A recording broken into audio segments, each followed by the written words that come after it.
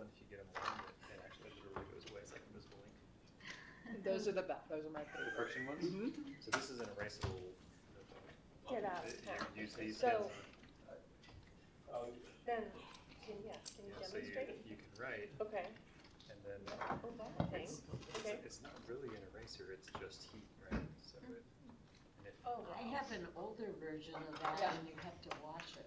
and that's what you do at the end when you scan them. So it's got a QR code, so you just scan them real quick, and it sends them to you on email, and you wipe them off with a wet rag. Yeah. Does it translate it right into typing? Hey, good evening, Caps and everybody. Can you hear me? Yes. Thumbs up. Yeah. My apologies for not being there in person. I had a family medical emergency that took me out of state, so I'm going to be on Zoom tonight. So my apologies for not being there to join you in person. So why don't we get started? Thank you to our Cultural Arts and Public Spaces Committee for joining us for our regular dinner here tonight on Monday, July 13th, 2026. Why don't we all just go around the table and introduce ourselves, make sure everybody knows who everyone is, and then I'll turn it over to Drew to lead the agenda. Head of the table. Good evening, thank you for coming. Jason Saru, Mayor Pro Tem. Mike Foster, Town Council. Andrew Vaughn, Chair of CAPS. Liza McKenzie, Vice Chair. Chris Nunez, no chair, not regular mayor. Jennifer Garner, town staff. Artist Lebowitz, secretary. Claire Dixon, member. Sherry Smith, member, CAPS. Stephanie Miller, Town Council. Luna, CAPS member. Heather Craycraft, town council. All right, well, welcome. And I'll turn it over. I know we've got 3 items on the agenda tonight, right? That's correct. So take it away, Mr. Vaughn. Thank you, Mayor Lasis, who got away without actually introducing himself. Yeah, so thanks for having us. We do have some new faces since we were last year, so glad we got some introductions in. But jumping right in, our first sort of big item was the Sundance Film Festival, and I guess it's a two-way street, right? We were doing the films this year, but we're interested in knowing what the town has been doing, is planning to do with the festival coming up in late January, and what we can do to help, and maybe if you have any expectations for us around Sundance this year and following. Any thoughts from the council on Sundance? I know Renee Alanese with the Chamber, as well as Ellen with the Economic Development Director for the town. They're kind of leading the charge on that, and everything, as far as, and correct me if I'm incorrect, but everything's kind of flowing through them so that they're the central point of contact for everything Sundance, from business to where to stay to how to engage and everything else. So I think Sundance, from what I've heard from them, is still ironing everything out. Things are starting to be finalized, and there's more to come. Things are starting to come out as far as how to support businesses, how municipalities can get involved in the first year, which is going to essentially be in Boulder, obviously, but how municipalities can position themselves for the future years that are probably going to be a little more expansive outside of Boulder. But you probably know a lot more about that. Yeah, She captured it perfectly. I've seen some stuff on Facebook about some of the housing stuff and rentals and that kind of stuff, right? But I mean, I guess my question would go back to, is the town doing anything kind of for or with Sundance, right? I mean, there's businesses and stuff, but are we screening, hosting, directors, doing any of that kind of stuff? So we can't screen the first year. It sounds like they want all the screenings to be in Boulder. We have sent out a letter from town council signed by Mayor Lasis inviting them to use town facilities for screenings. So that invite has been extended, and that will most likely be something that will happen in subsequent years, since year 1 is going to be predominantly in Boulder. As far as just engaging and everything else, we love everything you guys are doing to kind of bring film to the forefront. With the Mural Festival, we're hoping to create this as a more welcoming artistic community. And then in subsequent years, we're hoping to have some screenings and things of that nature. Any thoughts? I'm looking at Chris. In my experience with Sundance, it's really about the peripheral events. It's not about official programming. I mean, yeah, a lot of people go for the official programming for the films, et cetera, but a lot of it is dinner parties, networking. It's very, cultural capital driven. And I think we could be putting together some hosted dinners or other very lightweight, light touch events aimed at the film community that aren't official Sundance programs, that don't involve screenings. And I think that could help get some attention for the town. But it's just my experience at Park City is, it's all about the dinners and the parties. It's also somewhat about the film. The stuff that's going on behind the scenes, is that gonna come to the public? Because if I wasn't here, I wouldn't know about it. Yep, so the reason it hasn't been more out there is because we just don't have solid answers from them yet as to how we can engage more.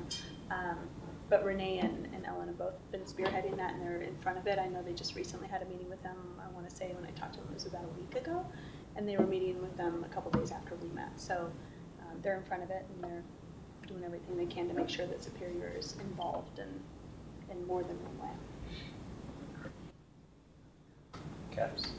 It's gonna be a short meeting. Anybody else?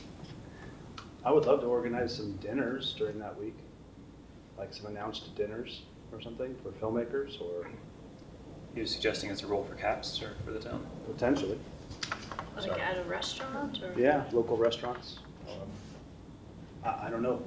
I mean, I know that the town is obviously trying to promote our housing stock as a way of participating by giving up your house to try to bring people in for stays. We could target those attendees. We could target the filmmakers and say we're hosting a filmmaker dinner for people who are interested in potentially filming in Superior. I know there's also something that Ellen, I think, is doing around film permitting, but it just feels like there's just not a lot of awareness about the pieces. Well, how do you get the invite? Yes. That's what I'd be wondering. For what? The dinner party. Who to invite? Like, I don't have their emails. For the filmmakers? Oh, well, I mean, anybody staying, How do you get them? you send that to the publicist. To the publicist, huh? Or you send it to, the studios, or, I just don't know what efforts are being made to actually host events here in town, right? Like what spaces we have. Because that's the other big thing, is like renting bars, renting event space, et cetera. So I guess maybe the question is, should we be involved with Ellen and company? Should we somehow be, maybe they can come to one of our meetings and coordinate, or? Is Chuck E. Cheese still there? You did? Longest running business. Is it really? God, it's been here as long as I have.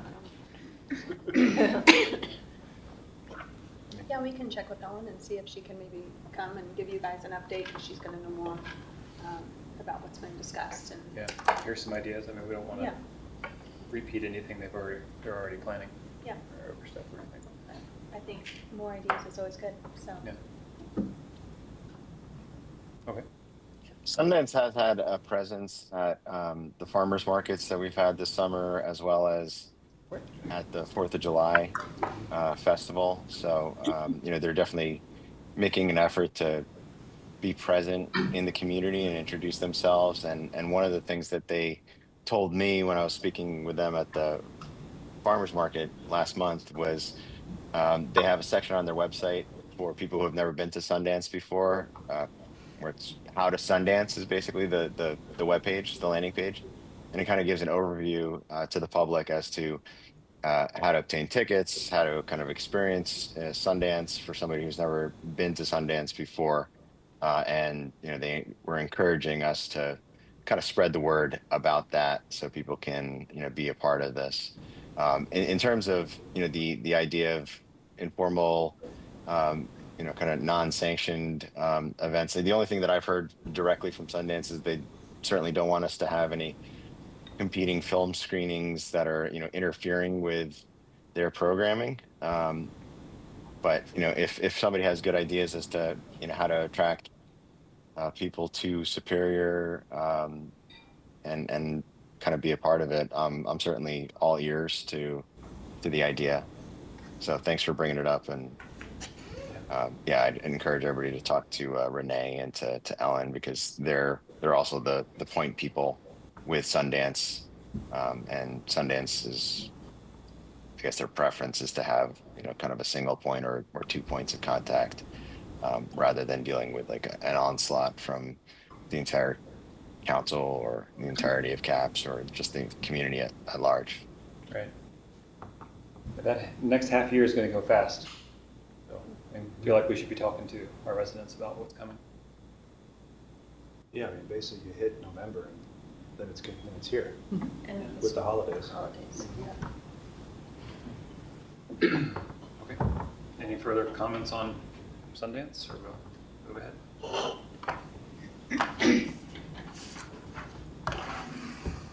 All right, so the next thing on our agenda was the Mural Festival, which I know we've all been involved in heavily, and you guys have at least seen a memo and some presentations on the plans for the Mural Fest. And you know how budgeting goes with Superior, right? You almost have to plan the next thing before the first one has even happened, right? So we haven't had the Mural Festival. We don't know if it's going to be a success. We are thinking ahead. Can I tap you guys to give a little Mural Festival status, what's going on, and some of the selection stuff real quick, just as an intro, and then we can talk about going forward. Well, 212 artists applied. That was a lot of people to go through. And there is a ton of amazing artists, and we narrowed them down to how many? Do you know? It's 12 sites, right? 12, but also with some alternates. Yeah, some alternates, because we have to reach out now and see, because some of them are out of state. Can they make it? Will they make it for the size wall we're offering them? Because there's only a few bigger walls, and we're not offering a stipend for travel. So that's on them to decide if this is, financially worth it, or if it's good for their resume and they want to come out and visit anyway, then good, that's cool too. I think there's some really exciting talent that's going to be there. I mean, I think we really are picked the cream of the crop. So, I mean, I don't know how the festival itself will go, because you never know. I mean, what if it rains? I am positive that there's going to be amazing art left behind. That's the one thing I can say for certain. So. You guys have all seen the memo already? Sorry. Yeah, you've seen the quality of the art that these artists have already done. We also have an update as far as there's a youth component to the festival. And I've been working with Streetwise and Tim Posey from Superior Elementary, and we were working with El Dorado K through 8. But their art teacher just recently resigned her position because she's moving to Texas. So they have not yet even hired a teacher, yet Streetwise and Tim Posey really need to get things rolling, and they are. And so he's been paired with an artist that has done murals in Boulder in the past that Streetwise has worked with, and that's sort of her specialty, is working with youth. So Tim Posey's and this artist are leading a 3-part panel mural project. It'll be an after-school program at SCS. And I think there's going to be multiple clubs so more kids can join in. And so they'll work on it all fall, and it'll be revealed on the day of the Mural Festival at the Civic Space. And then it'll be permanently installed at the Civic Space and part of the permanent public art collection. That's exciting. So I guess the $70,000 question, we haven't had the Mural Festival yet. Like Eliza says, we're going to end up with a bunch of art, and I think it's going to be worth that cost just for the murals themselves. But we also get the engagement at the festival, the kids, the tours. We're talking about doing some maybe events with the artists in the week or two prior to get the public engaged. And so it is expensive. We do get art and we do get an event. But I guess we're looking for a little guidance from the council as to how frequently we should try to run this event. There's all kinds of considerations. We haven't tried it yet, so budgeting now without having succeeded or failed at it yet is tricky.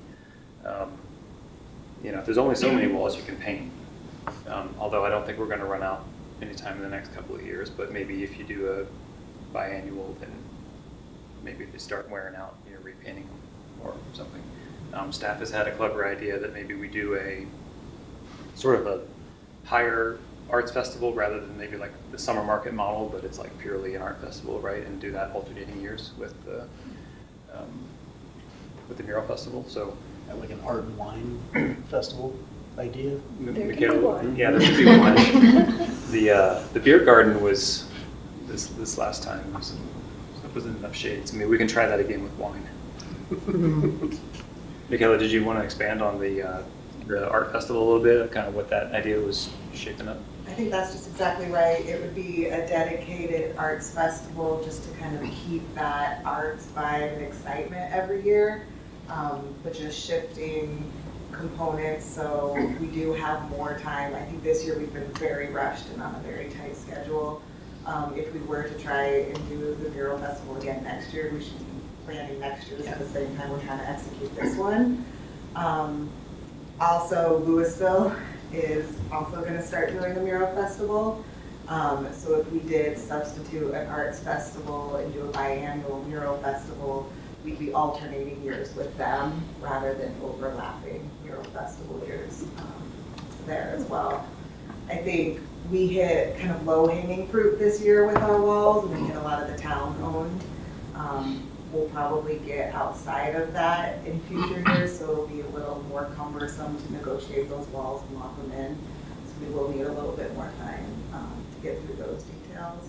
So this would just be a little padding so we can really do it right for the following one. We're also hoping to get some inertia, right? To get some excitement, and we're kind of hoping, when this idea happened, there was this notion that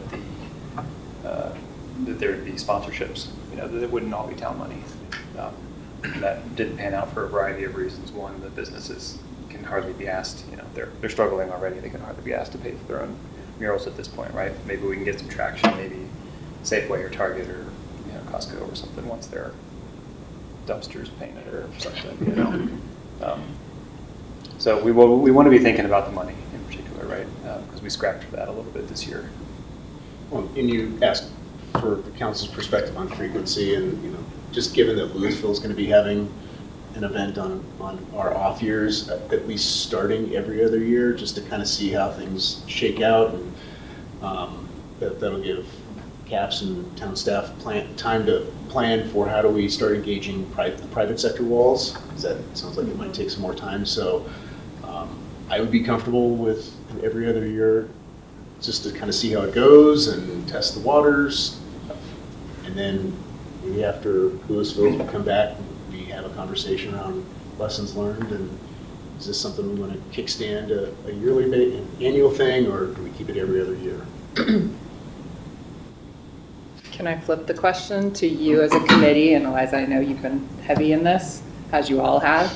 What's your gut? I mean, would you, with your time commitment to the committee, feel more productive, more satisfied as an artist, very, excited about a biannual because you have that time to put towards it? Or is it something, I don't know, I look to you as the ones who.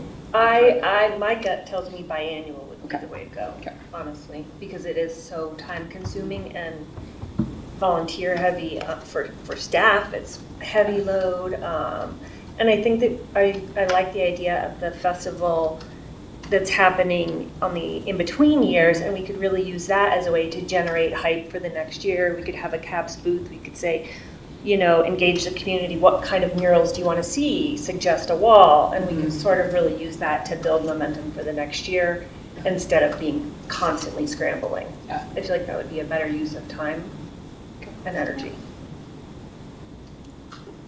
Thank you.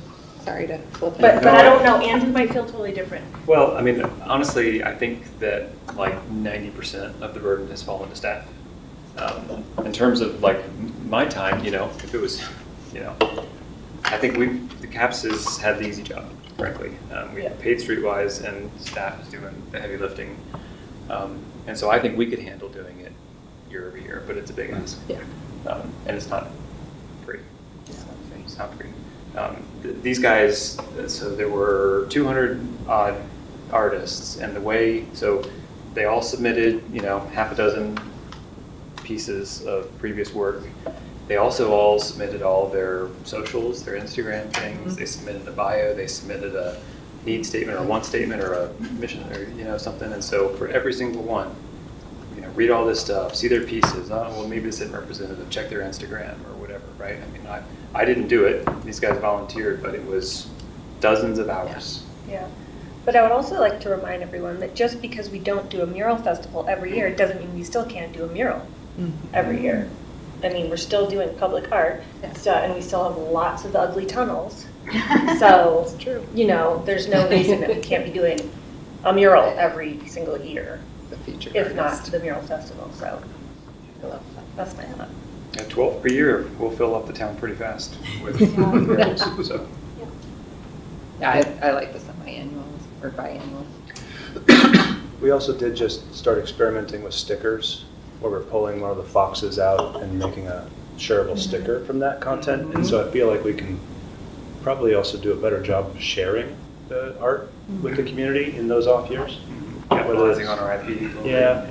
And I had a blanket printed of one of the foxes, and we're going to hang that behind the booth at the Chili Festival, and we're going to have a raffle for it. So, and it's not to get people's information, but it's just to make people come talk to us.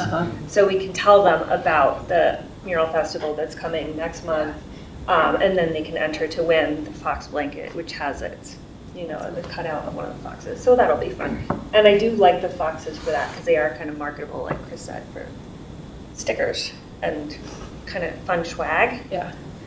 And I don't know if you guys are allowed to enter for it. I'm sorry. Conflict of interest. Yeah.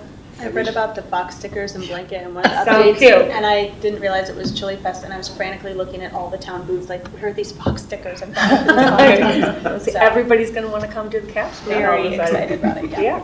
And we were talking about it, and if there's not a date on the stickers, you could order all kinds of stickers and have them at all your booths. Right. Be great at Sundance. Too. Yeah, Yeah. really good. And then I guess, with the biannual in mind, we can maybe cross the money bridge a little bit when it comes to it, but maybe we should talk about it. I think we have plenty of time. Is this a superior event? Does it become a superior event? Does CAPS continue to pay a share because it's art and capital improvement in a sense? Thoughts on where the money comes from and how we budget for it? I'll chime in real quick. I really like the fact that we're doing this mural festival, and I'm also really excited about the potential for this arts festival to be incorporated going forward. And I guess as far as I'm concerned, I'm not necessarily wedded to like adopting any sort of like regimented approach to like, oh, we're going to do the mural festival in even years and then the arts festival in odd years. I just want us to be budgeting appropriately for arts programming and festivals like these sorts of events on an annual basis, so it becomes something that the community looks forward to and expects. Same time each year, every fall or whatever it's going to be. And then we see what works, right? We'll do this mural festival this year, learn from it, and then iterate going forward. We'll roll out this arts festival, see how that works. Hopefully by the time that we roll out the arts festival, to your point, Drew, about the beer garden not working that well, one of the things that we have planned but we don't have implemented yet is the entertainment district for downtown. That's going to be what's actually going to enable us to have a liquor license to allow for open kind of common consumption all along Main Street, along the plaza. But we need to have multiple liquor licenses tied to that, and so we're waiting on the businesses to actually get open, and whether that's going to be BBQ chicken or the food hall and the pizzeria. Right now, we only have the one liquor license from the sports stable. So, those things need to happen too, and I think that will facilitate a better kind of vibe for those programs. But I guess the question that I have for staff is, what do we have in the budget that we should be expecting this fall for this type of festival in 2027? Are we thinking we're just going to kind of regularly budget whatever it is, $50,000 to $100,000 for festival programming, and that's like a regular thing that we should just be expecting in the budget on a going forward basis?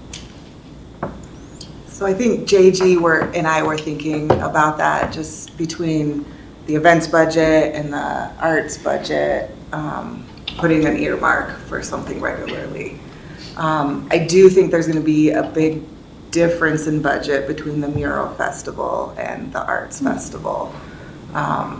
So assuming that that's okay, I mean, we would aim on the high side and have a lot of padding underneath the Arts Festival.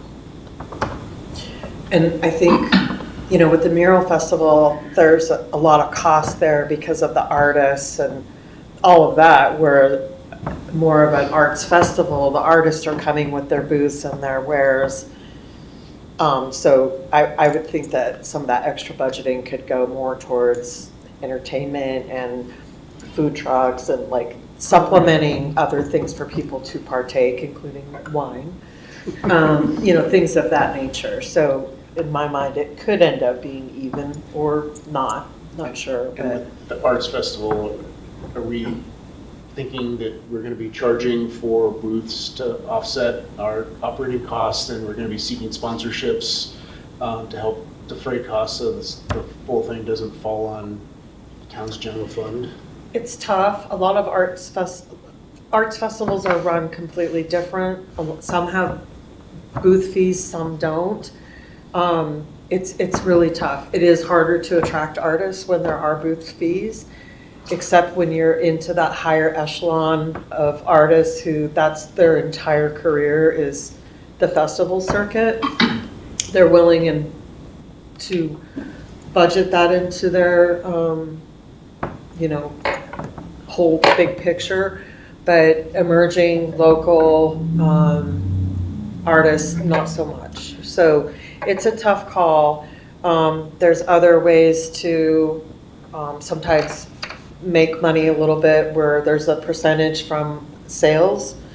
Some of those things we've had a few discussions with one festival organizer. We're looking into have a few more just to kind of understand the lay of the land, because there's just so many factors, because a lot of times arts festivals are multiple days versus just one. There's so many different things. So Michaela and I are really just getting started, but we know we need to get started now, because next fall is right around the corner. So anyway, I know that was a long answer, but I appreciate that. I would say it's really hard to predict right now. Yeah.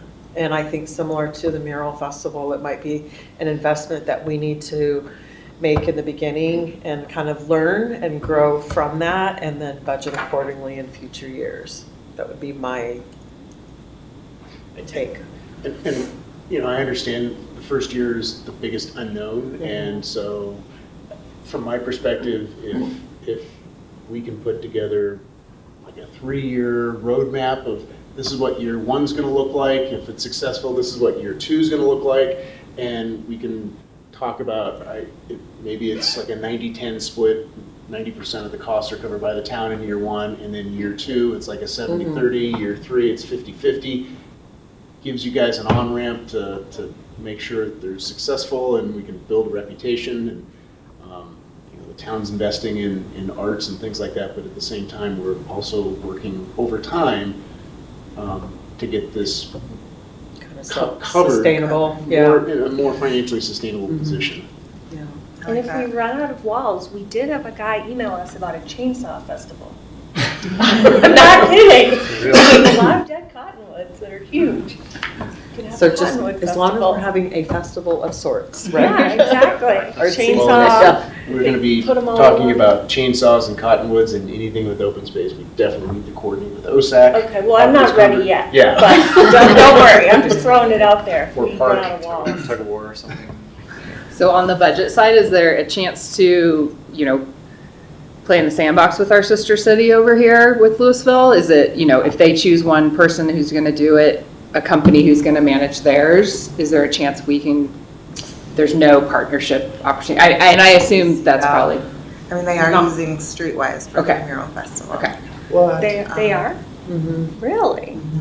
And it's gonna be next year? mhm. Fascinating. Okay. I don't really see. Okay, and I'm not sure I think do if they either. were I just- concurrent, I Yes. think if they were at the same time, but I think being years Yeah. apart, I see where you're going with that, but Okay. unfortunately, I don't see that. Well, and maybe it's just a conversation that continues, that if there are things that we can share because we're doing the festival this year and they're not, Co-marketing kind of Correct. branding. Either at least come to that this or- area for the arts. Correct. Absolutely. yeah, Yeah. just some things that help us, because we know we can help each other. Yeah. Yeah, we have the same zip code. Come on. Yeah. Well, and Louisville is working on that cultural strategic plan. Yes. And I think if, we had that very brief email conversation about CAPS being a potential stakeholder in there, it's just to be a part of their engagement. Because I think with the upcoming FIT 5-year anniversary, there's some cross programming. So it could be something that does happen more in the future, which I think would be really great. But as far as I have a question just about competing events on the Arts Fests. So I'm not sure if Boulder has an Arts Fest. I know Denver, there's a number of them. And like Park Hill has an Arts Fest. There's the Cherry Creek Arts Fest. I think that there's a Highlands Arts Fest, and I know that there's like an Evergreens Arts Fest. But do we have an idea as to what sort of like competing arts fests already exist in the area that we could at least be mindful of when we're scheduling this? I love this idea, and I just want to make sure that I think that this is something that like our community would really get behind. So I just want us to think about it. The Boulder Creek Festival is primarily artists, I believe. Yeah. Maybe some jumpy That's castles. earlier. We'll But we would definitely. be competing we've- probably. Yeah, it's in Yeah. June. Lafayette does theirs, so we will absolutely be mindful of not competing. I mean, we can't compete, especially our first year, so, for more reasons. And Michaela, from, a staffing resource perspective, knowing that there's a lot of really big events that you all invest your time in the fall, is there a time of year when, I would say, where there's a window of time where maybe you're not drowning and I mean, this one fits nicely because Okay. it hits in the fall. Okay. So summer concerts are over. It's at the tail end of the markets. I think it's a nice culmination of the summer chaos. So from a staffing Chili Fest. perspective, we're good. Looping JG in, and ideally she gets some more staff. So we'll hopefully have some more hands on deck. even with chili fests, things like that, there's still capacity. I think so. And like JG said, we're looking to get a consultant in to manage the arts vendors, Okay. because that's a very niche kind of group to run. Not only will they have better connections and getting a really high caliber group in here for us, but they'll help us just make sure that we do it right. Can they help with sponsorship, and as a part of their fee, they keep some percentage of the sponsorship revenue that's brought in? That's a potential we can look into, yeah. This way it's, town staff isn't having to dial for dollars and CAPS isn't having to call people, but offload that onto consultant and Yeah, yep. This wouldn't be something that's gonna really move the needle on offsetting costs, but it's something I brought up before for Chili Fest, and now I'm thinking this might be a better avenue for it, is maybe selling nice cotton reusable tote bags, like shopping bags for, that hits on the ACES front. And then doing like a nice cotton blend where it's like a soft shirt that people actually want to wear that has, now we've got the IP for the Fox, so doing a Fox shirt that you could sell, because talking to people at the 4th of July where I'm like, I'm looking for these Fox stickers.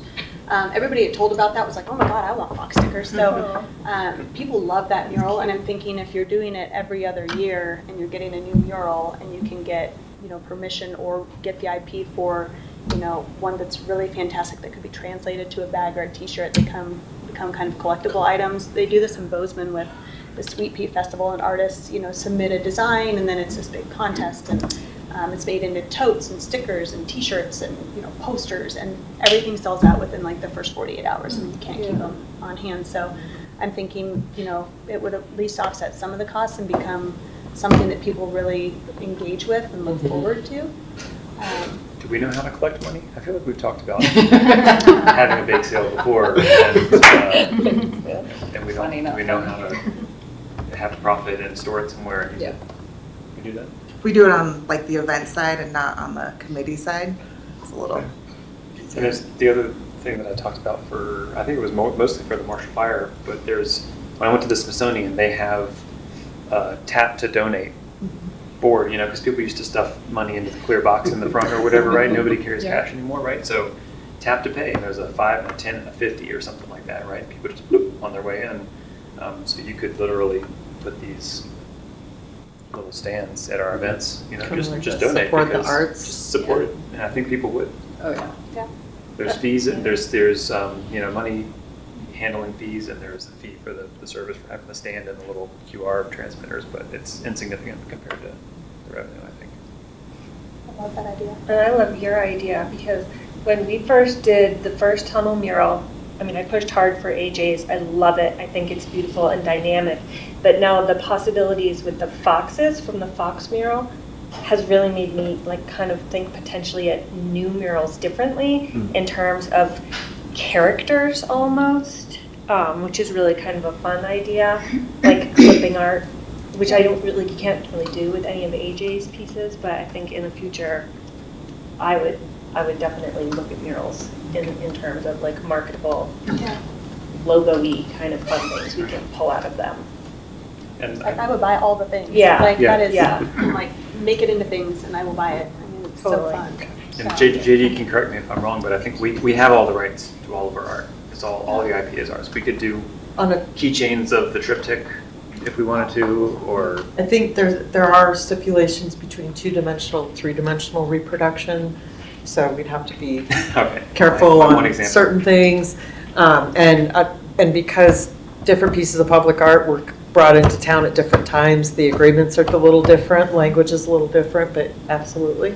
Moving forward, everything that comes out of the Mural Festival, if there's some cool frog that we want on all our bags, we just take it. There's just a lot of pride of place here. You see all the 80, 27, the 00, all the 00s.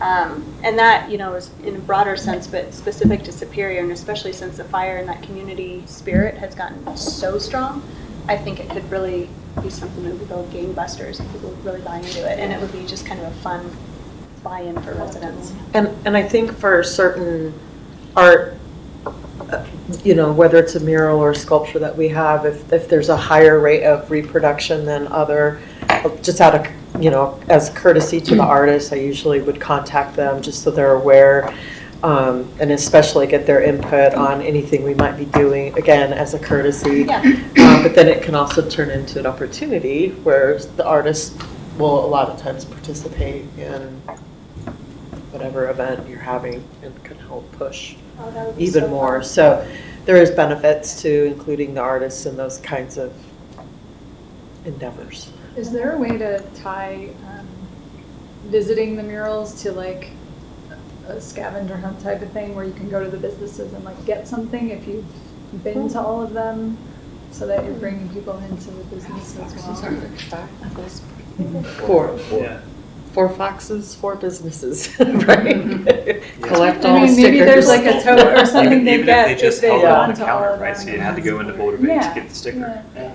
Do you remember that Goose Chase app that was going on during COVID and you had to visit Pokemon. places or, Pokemon. things like that where, people participated in that and that Or was if a lot they're of fun that tagging you in could- social media too. If they're there's some way to tie it in that if they can show that they have been to them and then tie in the local businesses to it somehow. I don't know. A great chamber caps. There's a thing I went up to, I think it was Aspen Snowmass, they've got their roller coaster thing up there, but they've got these things where you drop the ball in and they race, like one of these marble runs, but it's huge on the hill. And the little balls are very cheap, but you have to pick a vendor. They all sell them, but you have to go into any business Cool. and buy your little ball to roll down. It's like $2, you know, but it gets everybody into the back of the store. Yeah. That's I love cool. that. What was that? That's cool. All right, we'll think about it. And thank you when Heather and I were shopping Main Street and saw you guys Oh, working yeah, that on was fun. We going through- chatted your ears Yeah. off, I'm sorry.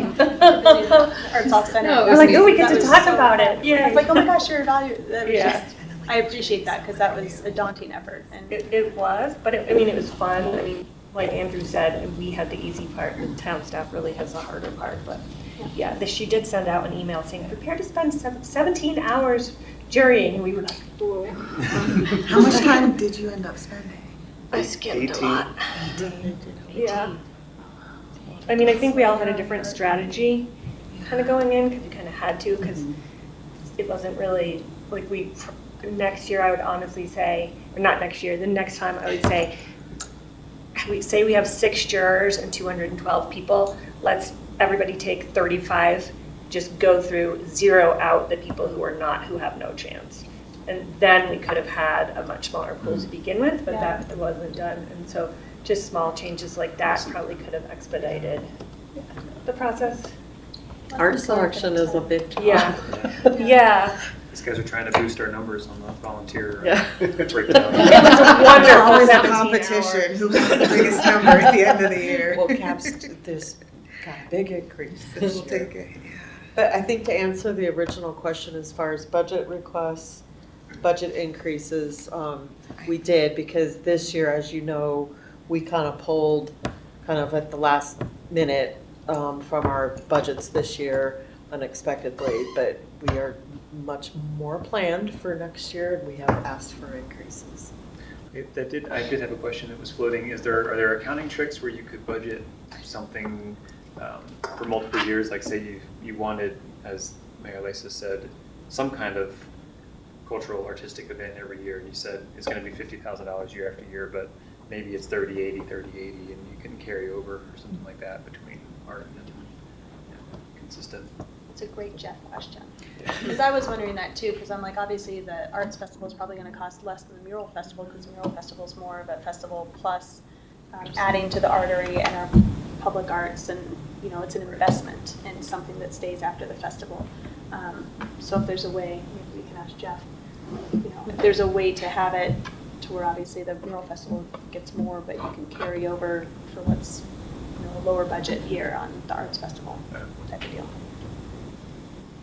Did we answer the part about CAP's contribution to the mural festival or not? That did not come up again. I think it should be a town general fund expense, just like we're funding the 4th of July festival and Chili Fest, these types of events, Fall Fest, Winter Fest, farmers markets. All of that event programming should be coming out of the same bucket, in my opinion.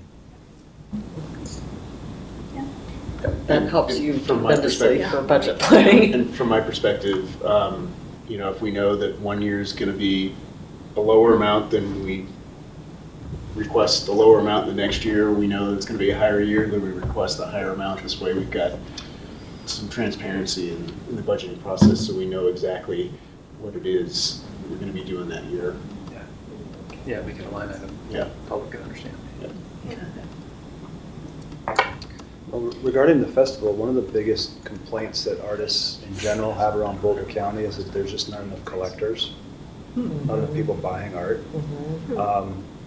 One of the ways that we could maybe also increase the profile of the festival is if we have some sort of juried competition for the artists that are in attendance, to try to create some awareness around their art or some competition for their pieces.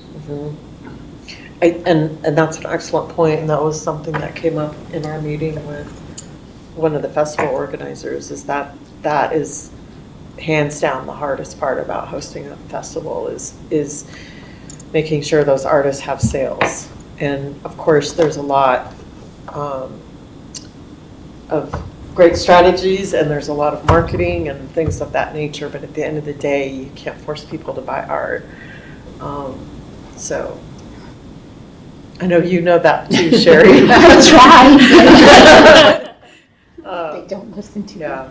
But to that point, I think that that's a really good point. And one of the things that, and I'm not an art collector, so I'm certainly not speaking here from any real experience, other than I like arts festivals, and when I go to them, often I am there's a little sticker shock when I see some of the prices that's the artists are charging. And I believe that artists should be, compensated for their work. But I'm not going to go to an arts festival and drop $10,000 on a painting. Like that's not going to happen.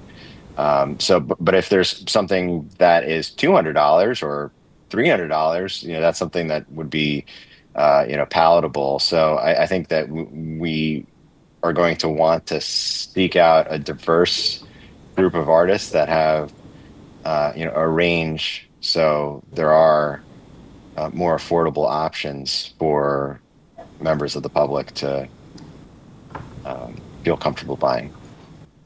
Absolutely. And a well-seasoned festival artist will have $10 pieces all the way up to 5,000.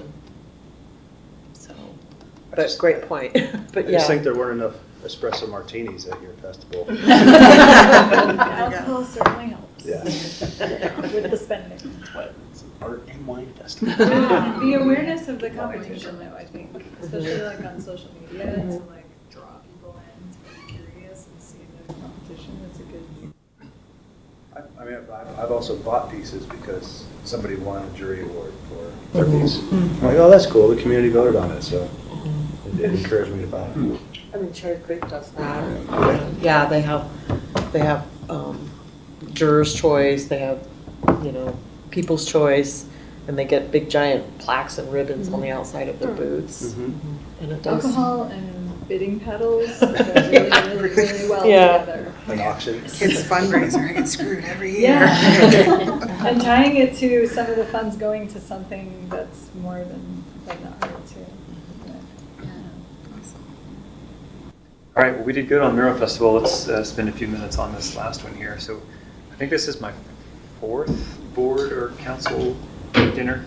And every year I've asked the same question, and every year Mayor Lasis has very unhelpfully answered that he wouldn't presume. As I do. That he wouldn't presume to tell CAPS what we're supposed to do, and that he loves the diversity, and that each new batch of members has their own interest, and that's all great. But I'm going to ask again. CAPS has been around since 2016. The town has changed, staff has changed, the budget has changed, a lot has changed about Superior, the art that we already have, the staff we have supporting us, the members. So we have been revisiting sort of what CAPS is, maybe even what it's called, what the residents and what the council want. And in fact, staff has gone so far as to sort of draft maybe an update to the charter, which I have 2 copies of and could pass around. But I sort of feel like TLDR, the original is very general. If you read it, it leaves CAPS the room to do almost anything, which is a good thing. But it could also be overwhelming. Right? And I think the difference between the old and the new in my very executive summary is the new one is more on the ideation and less on the actual creation and development, right? So we are helping with, planning, promotion, advocacy, advising council, that kind of thing, whereas the old one says stuff like to actually create and inspire, to develop and energize, that kind of thing, right? So just want to spark a discussion about how council feels about what CAPS is doing, what we should do, interested in any changes. I can't speak for the rest of the council, but I'll just say that from my perspective over the last 10 years, the fact that CAPS is made up of residents that are interested in different aspects and elements of art has evolved the work that CAPS is doing. And we're now talking about mural festivals and things like that. So I think I love that, the organicness of CAPS and the fact that you get new blood, new ideas, new people, and that evolves over time and adapts with what's important in the community, and I love that. Okay, you So- said it, so Mark didn't have to. Thank you. I was going to say it differently. Okay. All right, go ahead. So is the question, But do you I agree, want us but I agree with Mike. or follow? Sorry, sorry, Ulysses. Go ahead. No, you, go ahead. I was just going to say, so is the ultimate question, does CAPS lead the discussion, or do we essentially follow with what is brought to us? Is that what you're sort of generally asking? That's definitely one of the questions, right? I mean, Yeah. one thing that happened this time was the council in a work session liked the idea of the mural festival, right? And Right. we took that up, so that's great. You know, Yeah, so we sort of followed We and are the brought- arm Right. that has the volunteer time, right? Yeah. Or we could be the idea farm. You know, we come up with all that stuff and pitch it to the council. Or we could all do it all the time, all at once, always. We'll just always be thinking. I'll say, in my experience, having been on ACES for a number of years, and now the council liaison for Silk and OSAC, and occasionally fill in for Park, I love the idea of the committees generating the ideas, and through these dinners and through working with town staff, figure out how do we get those ideas formulated, implemented, discussed, debated, brought before the council for review and consideration. I think that's why we have these committees, is the council at large is looking to our appointed community members to say, this is what's important to us, and we want to bring it forward for consideration. So from my perspective, I really want all of the volunteers that are serving on CAPS to get something out of it and to really enjoy their time working on CAPS. And, so that means, in my opinion, gravitating towards your own particular interests, right? If we've got visual artists on CAPS at one point, and there's a lot of focus on bringing visual arts to Superior, and then all of a sudden we've got people that are really interested in placemaking and sculptures and murals, and then we have a group of people that are interested in music and art shows and events. I'm totally fine with the organic nature and evolving nature of CAPS being kind of directed by the individual interests and passions of the members. In terms of your question, Drew, about ideation, I do like the idea of CAPS being that kind of place where ideas are spitballed and then all of a sudden the committee gets behind it and makes the recommendation to the council. I think that works, subject to, of course, the ability of our staff to handle the workload that we throw to them. But my general preference is I want CAPS to come up with the ideas, propose them to the council, and subject to staff's capacities, we can execute it on all of those ideas. But if you look at where we were 10 years ago when CAPS got started and where we are now, I mean, it's really remarkable, just all the art that has come to Superior, and we should all be really proud of the work that we've all done, because I think we've really changed this community for the better in terms of the events and the public art and the cool scavenger hunts and all the different things that we've done that have really made this community that much more special. So that's my thinking there. Subject to the curveballs that we can throw you in a work session when all of a sudden we decide, hey, we should have a mural festival, and then we need to pivot. Mural festival's been fun. Okay, so we have these draft charter. Am I hearing Mayor Lasis pretty much leave it alone? Is that what I'm getting from you, that we're doing fine, same as we've been doing since 2016? I'm open to a change if there's like a compelling reason to make the change. If there's something that's in the charter that is specifically not working and preventing you from doing what we all think you should be doing, then I'm open to a change. But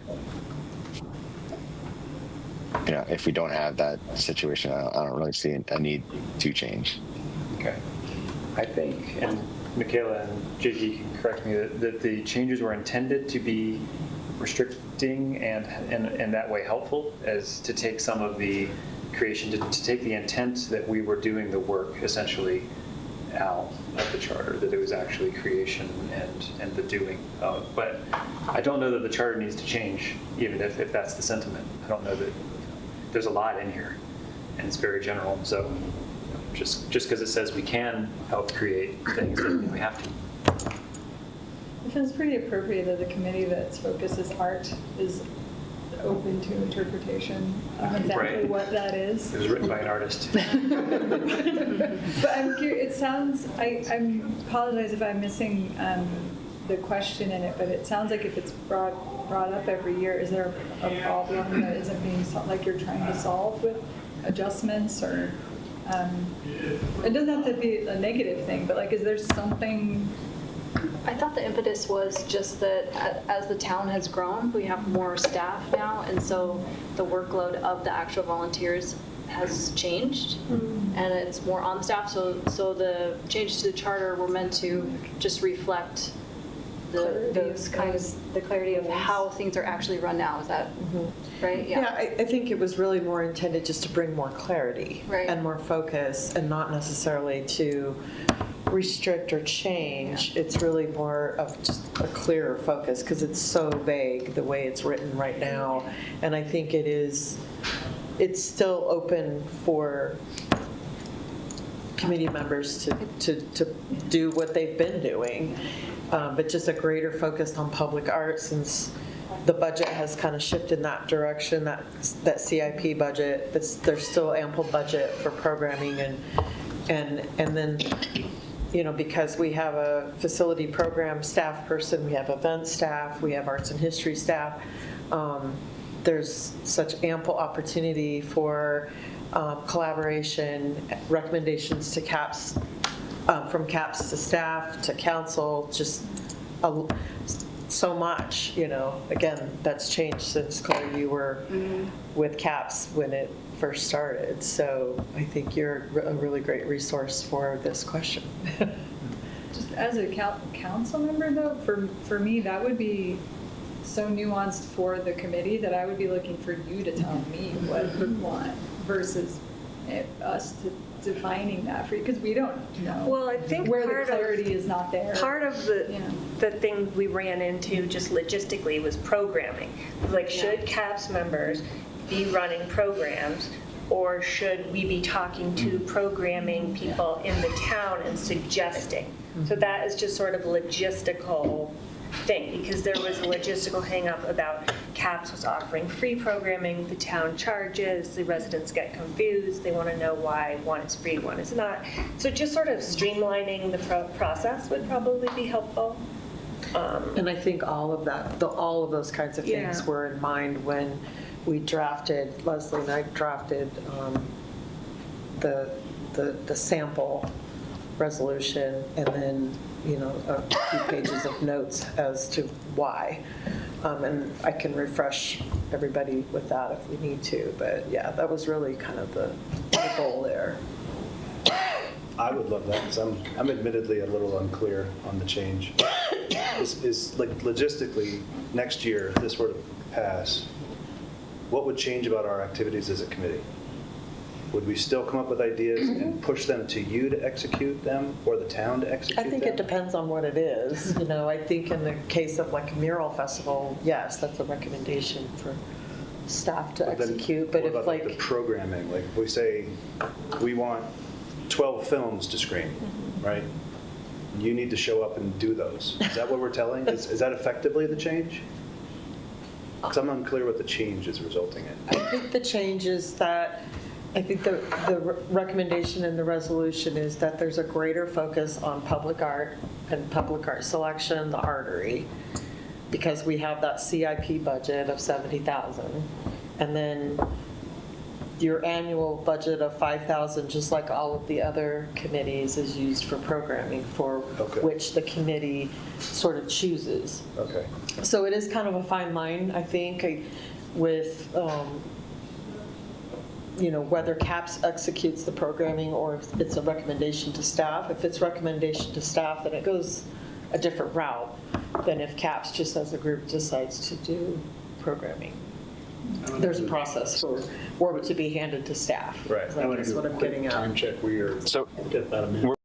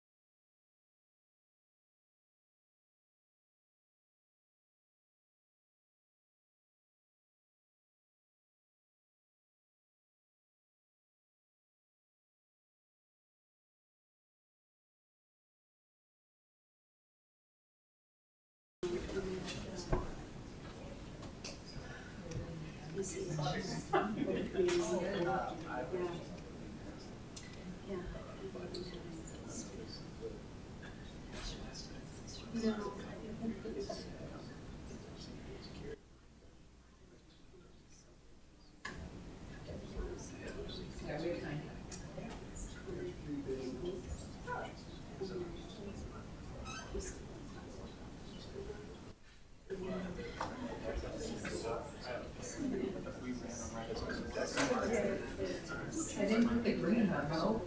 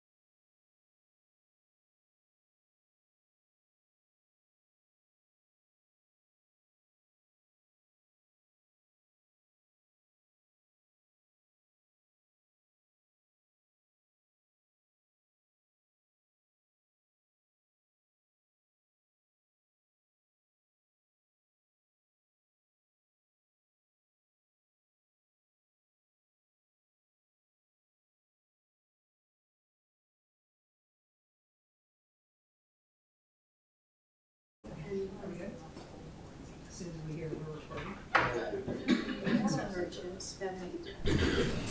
Mayor, can you hear me? I don't know if you can hear me.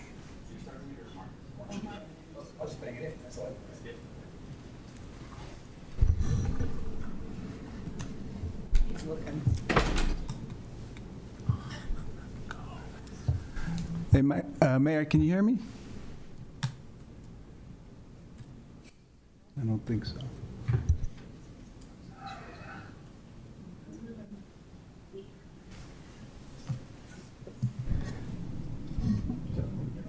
Yeah.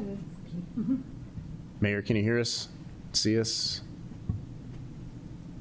I'm going to take that as a no. Take that as a no. Speaking.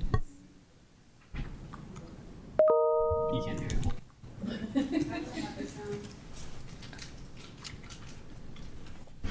Sorry, folks, we'll get started momentarily.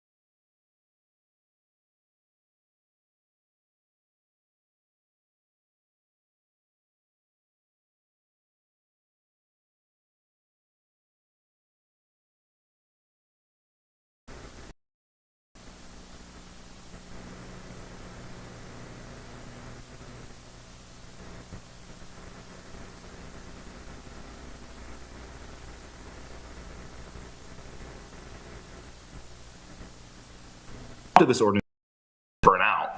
And since we use LED lights, that could take, in some cases, decades.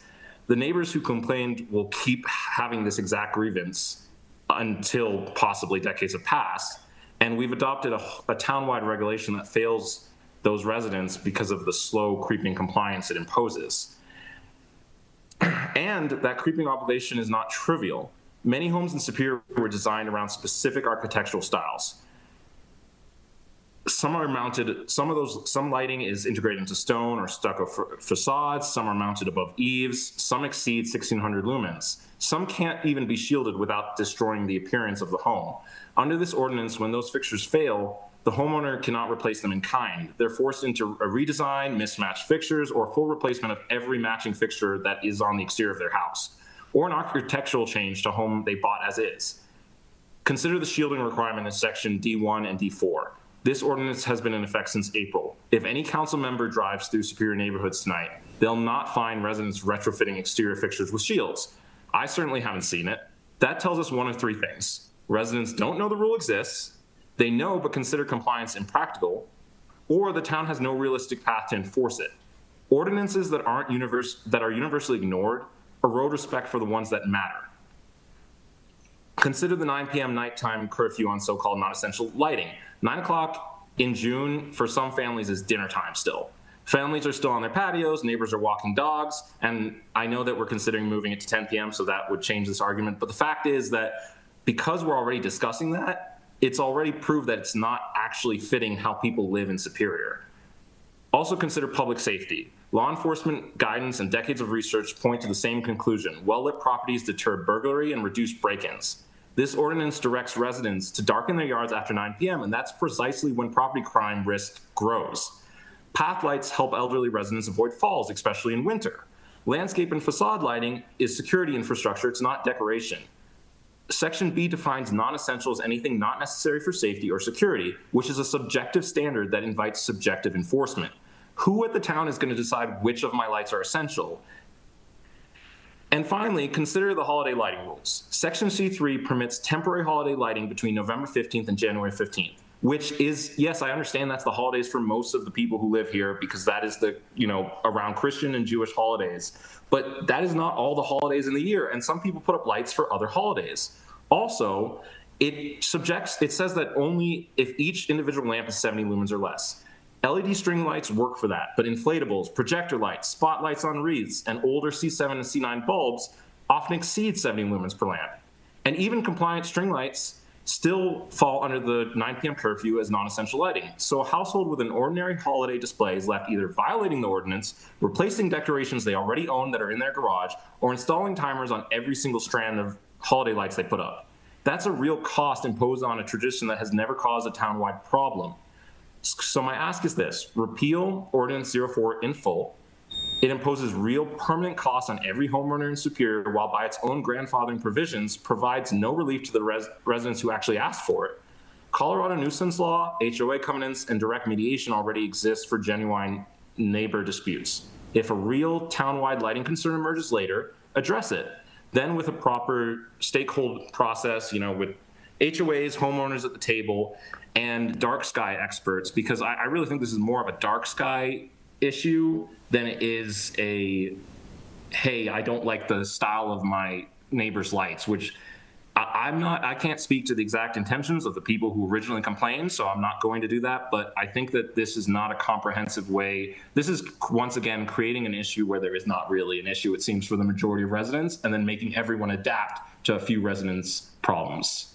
Anyway, thank you for your time, and once again, thank you to the council and staff for all the work you guys are doing. I know we don't really, the residents do not give you as much praise as we should for all the stuff you have to deal with on a daily basis. So yeah, good night, and thank you for listening. Thank you for your comments. Do we have anybody else on Zoom who'd like to give public comment? If so, please use the raise hand feature. All right, seeing none, do you have anybody else in the boardroom who'd like to give public comment? Yeah, we got one more, Deb Bowes.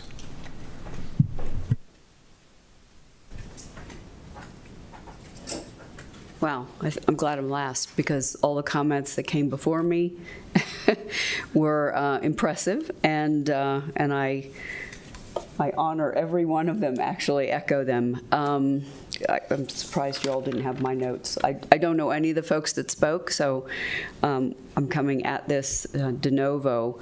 I'm a lover of dark skies. I'm a stargazer, but I go to those areas to do and enjoy that hobby. I moved here knowing that this was not a dark sky area. And so when I did see the ordinance and worked through it, it was very confusing to me. And a lot of those points, all those points have been brought up. Was there a petition? How many residents signed the petition to put this in place to affect thousands of other residents that maybe don't agree with that? I don't know. I've learned a lot from other folks' comments. How is this going to be policed? As you know, it's already been brought up, but that is a cost to the town to police this, and it starts to pit neighbor against neighbor. And I have a neighbor that has outdoor decorative lighting on her deck, and when I want to see a certain star or constellation that night, I just text her and say, hey, can you switch your lights off around this time? And she does. So, we do have the ability as residents to work in neighborly resolutions. We don't need an ordinance, in my opinion. It's worked quite well with my neighbors.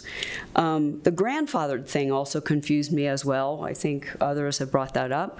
Do we have a map showing who's grandfathered and who isn't? And do the police have that? So we know who we don't ask to turn their lights off, and who we do, and who we call the police about. It was very confusing to me as a resident what it puts upon me relative to my neighbors, and it just didn't feel comfortable. And I appreciate everyone speaking before me who, again, I didn't know, and I thank you for your more educated responses than mine, so thank you. Thank you for your comments. Any other public comment in the boardroom? None here. All right, public comment is closed. Thank you everyone for making the public comment. We're on to item number 3, which is our advisory committee interviews. And we have 2 interviews tonight for Cultural Arts and Public Spaces and Open Space Advisory Committee. Town Manager. Thanks, Mayor. Our first interview tonight is with Jason Hansen for the Cultural Arts and Public Spaces Advisory Committee. Jason, you want to come up and introduce yourself? Hello, my name is Jason Hansen. I live over on Alma Lane, just down the hill from Superior Elementary in the North Pool. And I moved out to Colorado in 2015 and was a Superior adjacent for the first stretch of my time here, but we fell in love with this community, and we've had 3 children here, 9, 7, and 4 years old currently, and we had choiced into the schools. We've had all of our kids in the daycare over at Primrose across from Safeway, and Scouts here, and all the other things here. And when I was thinking about that next level of, we're 3 years into our home over on Alma Lane, and when I was thinking about what I wanted to do for my next step of immersing ourselves in this community further, it was looking for one of those opportunities where my passions would come to life, where I could grow into a role, and where I thought I could really contribute something uniquely. And that's why I'm here applying for a seat on the Cultural Arts and Public Spaces Committee. Thanks for that introduction, Jason, and for throwing in your hat in the ring. I'll turn it over to the council for questions.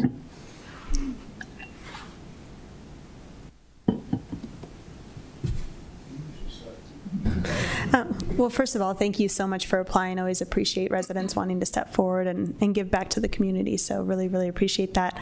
I know your mom was an artist. You'd mentioned that, and you do lectures on similar subject matter, and then you have experience with outdoor arts festivals, and we were just talking in our CAPS dinner about the Mural Festival and arts festivals and in general, and so I would just love to hear your ideas around that, what you think of upcoming events, or maybe events that you're thinking could be great to add on or augment or tweak ones that we're already discussing. So, Sure. Yeah, so I'm on the earlier end of learning about a lot of this. The Mural Festival very much caught my attention as something that has a chance to really enrich what our community gets to experience collectively, some of those daily experiences. It doesn't always have to be a big festival. My kids love the bubbles, by the way. That was a hit for our house, too. But it doesn't always have to be, or it doesn't always get to be those big festivals. It can be the everyday things, the shared experiences, the memories that you make along the way that impacts the tough days, the great days, So I was excited to contribute to things that made those initiatives more successful. I think the emerging partnership with the Sundance Festival is really bringing a lot of potential here. Chris Nunes and I are neighbors, and our kids grew up together. And we were over at the Scouts Pinewood Derby, and he was telling me, "Hey, do you know anybody we've got this opening, and we're looking for some people that are interested in this?" And I was like, "Wait, I might be interested in this. Tell me more." And so I thought, I work at CU Boulder. My wife and I both do, and a lot of the relationships that we have there overlap with this new initiative. And so I think there's some things that just groundwork, having familiarity, 15 years or 12 years of depth with those folks that are involved in those things. That's something that I thought we could contribute. I think the artery work, a lot of the work I've done at college campuses, as well as the festival that I got to help lead one year, those were things that really designed what the community experience would be like. It wasn't an afterthought. It wasn't a making the best of what's here. It wasn't so much inherited as it was these experiences were designed with these attributes in mind. And so I thought that some of the background that I'd have on campuses, as well as in other settings, would be things that I would draw from. Well, thank you for that. Jason, thank you for your willingness to serve our community. After serving a full term, what would success look like to you? I think that the initiatives that we started, that were already in motion when I got there, were furthered, and we made the best choice with new information that emerges. And I also think some new activities that would be generated during that time together. Perhaps that overlaps with grant funding. I know we've really streamlined our focus to these three key initiatives for what this committee will contribute to. But I think some of the work with Sundance, where I think a larger portion of the community is reached by these initiatives, and I think a key portion of the community is reached at a deeper level, those would be the types of things that I would look to with the specific initiatives in mind. So with all the variety of things that CAPS has been working on over the last decade, what are some new ideas that you have that you would love to see get implemented during your time? I think the opportunity that caught my attention was expanding the ways that we engage our youth, the communities, the youth in the community, more directly and systematically with the schools. I think the community center work, the artworks that I've seen showcased there, those were things that caught my attention. I know my kids, when we go to the library there, that's something that they're excited about. We've held the scout meetings there, and that was another instance where I saw that it made it more approachable. It felt like these are people like me. There's representation there for the participants, and I think engaging the youth in things that grow their confidence, grow their capabilities, connect them further to more parts of our community, and we can't always be those role models for them. They need more connection points when it can't be us, and they need that foundation to weather the storms. And so I think that's where my mind goes to, based on what I know, leaning into what you can do with the schools where you've already got that pipeline. And I think that's just an opportunity that caught my attention.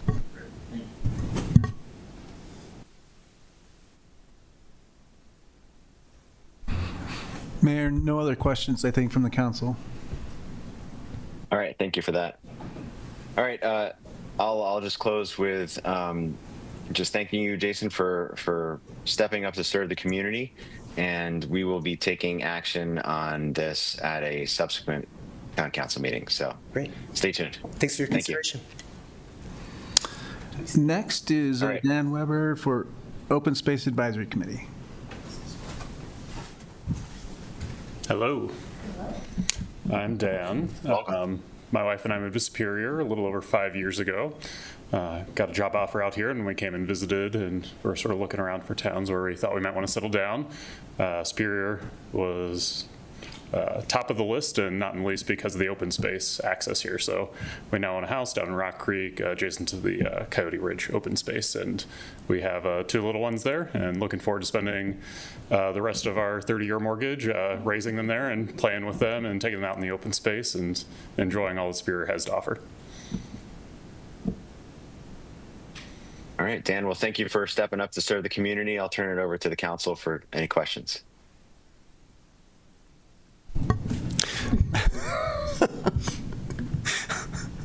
Dan, can you describe in your own words, what is the mission of the Open Space Advisory Committee? Yeah, I think that's a little interesting. It has a few functions, and like I said, I've only been here 5 years, so I don't have all the history, but it seems like to me the initial purpose was primarily advising the town on open space parcels to acquire. And it seems that as the town has filled out and there's fewer parcels, that is still part of the mission.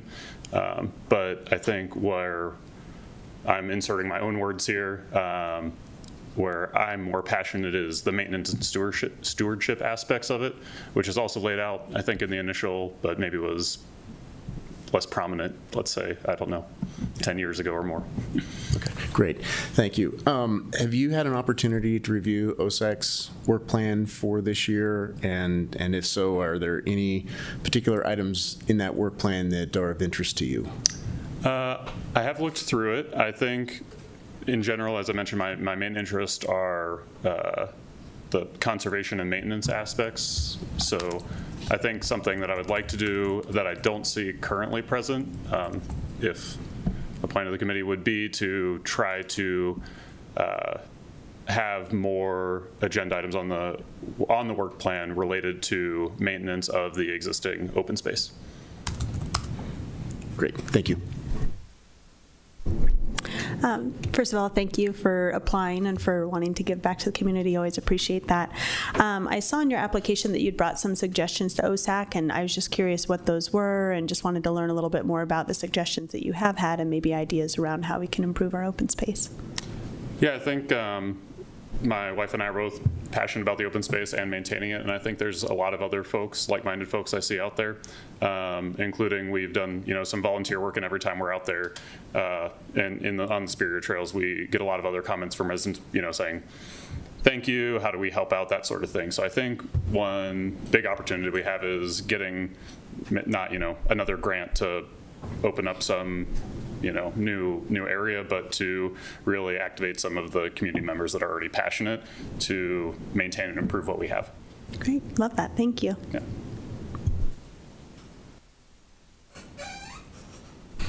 No other questions, Mayor?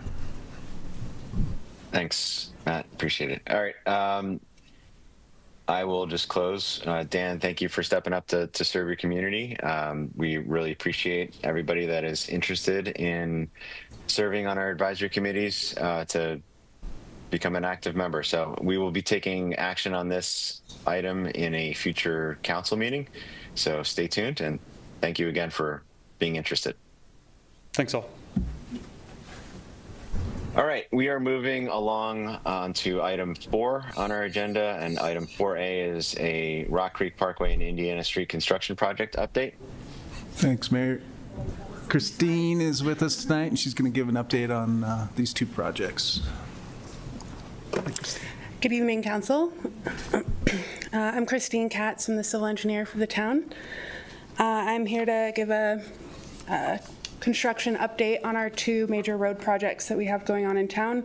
We have Rock Creek Parkway and South Indiana Street. I'm going to start with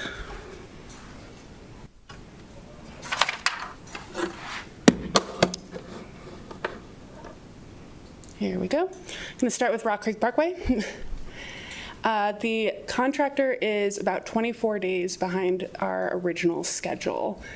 And our big goal is to complete this stretch between Indiana and 88th before school starts, because we need to have that 88th Street roundabout open for school to reach Monarch. So I just put up a quick slide. I'm not going to go through it line for line. This was the original schedule. And as I said before, contractors behind, schedule delays. they're projected with their new schedule to be about 15 to 13 days behind, depending on which, if we're allowed to do further closures, which I'm going to present and request from the board. And the schedule delays, we haven't had any weather delays over and beyond what's allowed in the contract, what's anticipated for rain days. We have had 2 change order days, but that doesn't change the drop dead. We need to be done with the 88th Street roundabout in the contract. That's a date, not a number of days.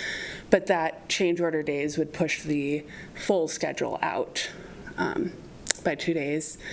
And the delays are honestly primarily associated with the contractor inefficiencies. They started a little late. We had some poor forecasting at the very beginning of the project with rain, and they're just working slower than we would have hoped. Staff, I am the project manager on this project. I take responsibility for this schedule. All I can do is enforce the language in the contract. So we've offered extended work days until 7 p.m. They haven't taken advantage of that. We've offered Saturday work and holiday work. So they were out there on Juneteenth. They worked the Friday before 4th of July. And they have done a few Saturdays. I know they're planning to work this coming Saturday. So we are trying to push them into doing that, and they do seem to want to get to this end of schedule. It's just pushing the contractor there. So staff cannot direct means and methods of a contractor. We are offering, like I said before, more working hours. And then one of the big ones is a revised phasing option that will allow them to do more overlap of work. And then at the end of the contract, enforcing damages if the schedule's not met.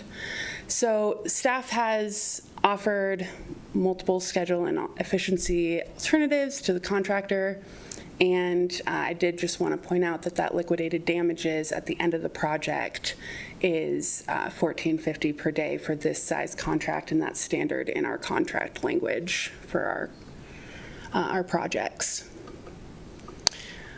I'm presenting 2 options for schedules. The first is basically overlapping 2 of the phases.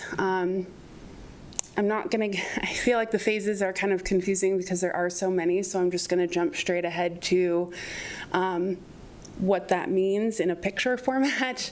So it would be overlapping the closure at 88th Street roundabout and the closure at Coal Creek Drive roundabout. And it would be a full 11-day closure as was previously planned for the 88th Street roundabout.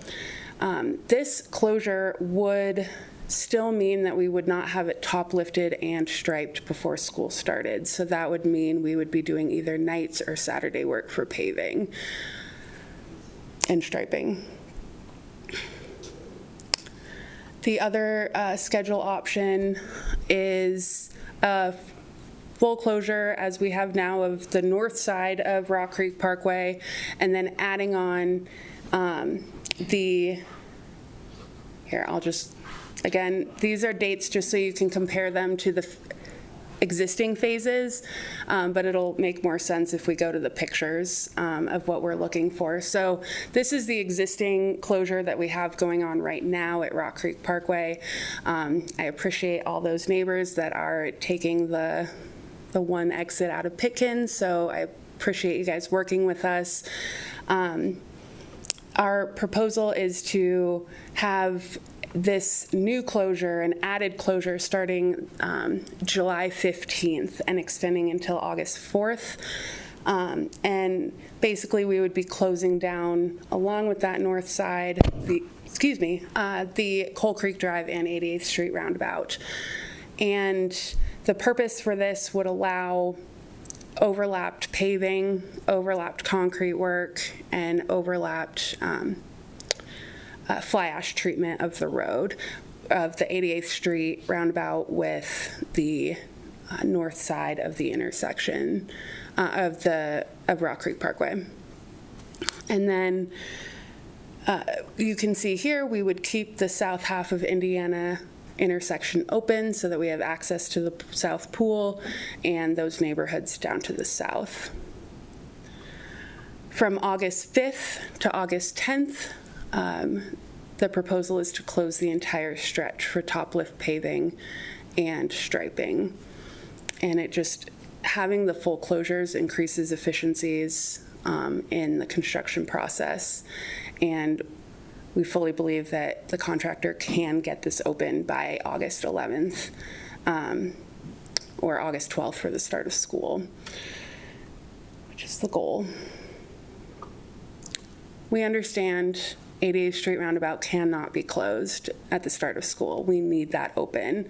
Worst case scenario, if we don't like those previous closures that I presented, we can take the 88th Street roundabout out of this season of work and have the contractor come next spring and perform that work.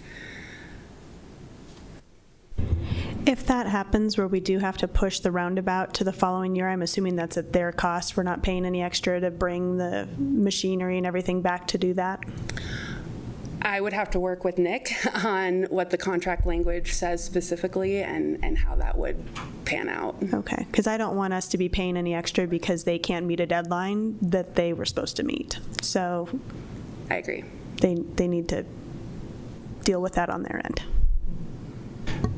For any of the options that you've presented tonight, has the contractor said that they could get back on schedule or ahead of schedule with any of these options? I've heard, you use very vague phrases like, we believe and we would like, but has the contractor said, yes, we can do this?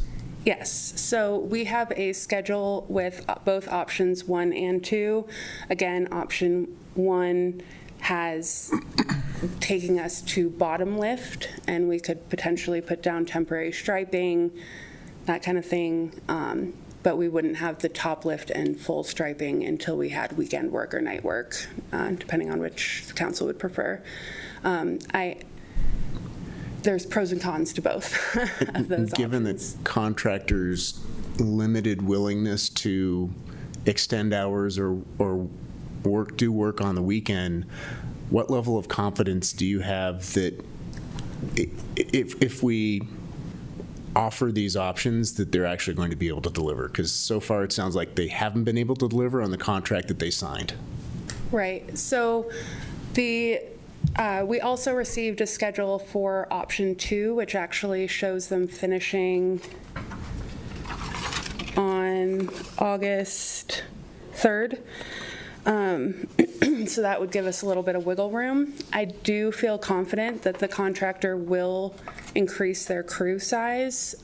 We know that their concrete subcontractor has been willing to increase number of people out there to pour more concrete, and we have seen this contractor when we had overlapping utility work and added utility conflicts in the project.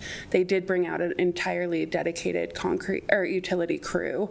It basically doubled their amount of people on site. So I am confident that they're going to hit it, but I hate to stand up here and say they will and have it not happen. So I do think it's our best possibility of getting it done. And they are planning to work this coming Saturday if option 2 approval goes through with concrete removal, and we're working with them to make sure that if they want to pave on a Saturday, we have the inspectors, we have the people lined up, and they have seemed open to that. So, Nick, this might be a question for you, and it's not really a change order, but if we are augmenting the schedule based on them not hitting the original one, if we're already changing the schedule as part of that, can we add in additional language like the fee for this liquidated damages is going up if you yet again miss the mark, to maybe add some incentive for them to actually follow through and deliver on what they say they're going to do? Not with what Christine's asking for. I'm not saying we can't do that, but that would be an amendment to the contract. Right now, we're just scheduling within the confines of the existing contract and scheduling this out. So that is something we could look into, but it would have to be a full-on approved amendment to the agreement How to hard is change that? values like that. Christine, first I want to say, thank you. I appreciate the work you've done on this, and do not apologize. This is not at all your responsibility.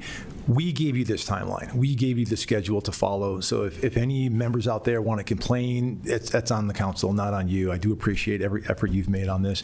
Could you explain a little bit on the change orders? Was it something that was unforeseen conditions by the contractor, or was there a shortage in supplies that they couldn't get at the period of time where they've had to push the construction dates out? So the first change order was no time delay, and it was removing a portion of the median so that we could maintain two-way traffic on Rock Creek Parkway at 88th Street.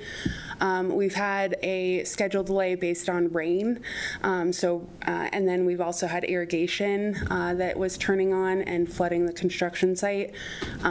So that is what caused the delays. Okay, so fairly easy fixes to something not. Mm-hmm. And we've worked extensively with Matt Rarick, and he's got it all turned off, and we're watering with the watering truck to try to save that grass and that infrastructure, but we've got it figured out, but It just took a minute.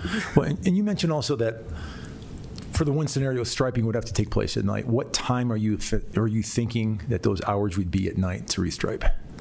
We could start after end of school or after rush hour. So 7 p.m. is basically the deadline. You cannot work. I mean, per construction Per doesn't work ordinance, for 7 it's o'clock. 7 p.m. Yep. So Okay. we would have to get approval to allow that. There's pros and cons to night work and Saturday work. Saturday work, there's traffic on Highway 25 that you wouldn't necessarily get during the middle of the day on a weekday. So sometimes our trucks can get delayed. Striping, that probably wouldn't matter. But something like asphalt paving, that could be, that can run into issues. Sure. I think. But night work, it's really close to houses. Yeah, So there's yeah. also those, Yeah, it wouldn't be a second shift where we go on until about 2 o'clock in the morning. Obviously, residences are right there, so that's something that would even be entertained. Obviously, the council has to weigh on this. I would definitely be in favor of going with whichever is going to get us there soonest with as much wiggle room as possible. And I realize we're going to have to apologize ahead of time to the residents. It's going to cause an even greater hardship on them, but understanding that this absolutely has to get done before school opens is very, very important. So whatever you have to do within the budget we have, obviously, to try to get that to happen, and just try to, motivate them as much as possible. I mean, weekends would be great. Have them work up until 7 o'clock every day if possible, and just, I'm fully confident you'll get this done, so get it done. Thanks. So staff recommends option 2. We believe that it will get us top lifted, striped, with enough wiggle room that if there is more rain delay, we will hit that schedule by August 11th. They have given us a schedule for option 2, and like I said, it takes us to August 3rd, and they've already talked to their subs, so they could have milling on Friday, fly ash treatment they could have adjusted. They've worked with their subs that could be moved and they're available. And then asphalt paving, they could actually overlap paving for the 88th Street roundabout and Rock Creek Parkway from Indiana to 88th to get that done quicker without having to mobilize twice, which just saves time. So just a quick clarification for me. The two maps that you showed, there's option 2, phase 2B, 3, and 4 combination, and then option 2, phase 3 and 5 combination. They have slightly different red hatched areas. So which option 2 is staff recommending? So the first option 2, the phase 2B, 3, and 4 is until August 4th. And that was based on their new schedule that they just provided us 2 days ago. For this option, we would be looking at this closure, and the only difference between these two closures is maintaining the south half of the Indiana Street intersection open for access. We would be looking at July 30th instead of August 4th, so based on their schedule. So this was put together a few days before we had this, but it's, it shows that we can get it done. And I'm confident because they've reached out to their subs, they've talked to them. I feel like they have done the due diligence to make sure that this would actually work. What's nice, what this gives us is, I know we're asking a lot of residents, but what this gives us is on Friday, if this is all closed, we can get it all milled. We can get the demo for concrete in, and then it can overlap with grading work on the Rock Creek Parkway portion. So we've talked to the contractor and had them assure us that they have the crews to do double, 2 locations at the same time. And given this change of schedule and closures, what outreach is the contractor going to do to the surrounding neighborhoods to let them know that what we said we were going to do 3 months ago is now changed, and so they can figure out new routes? Sure. So we have that map feature online, and Alex in planning has already updated that with this closure, so that's ready to be published tomorrow morning if this is approved. I'm also working with Carolyn in communications on a blast that will go out tomorrow morning to the community to let them know what's decided at tonight's meeting. We have 6 message boards set up around the closures that all indicate that this closure is happening. We didn't put any, it's going to be decided tonight. We just said it's going to happen. And we figured we can take it down and let the public know if it's decided not to.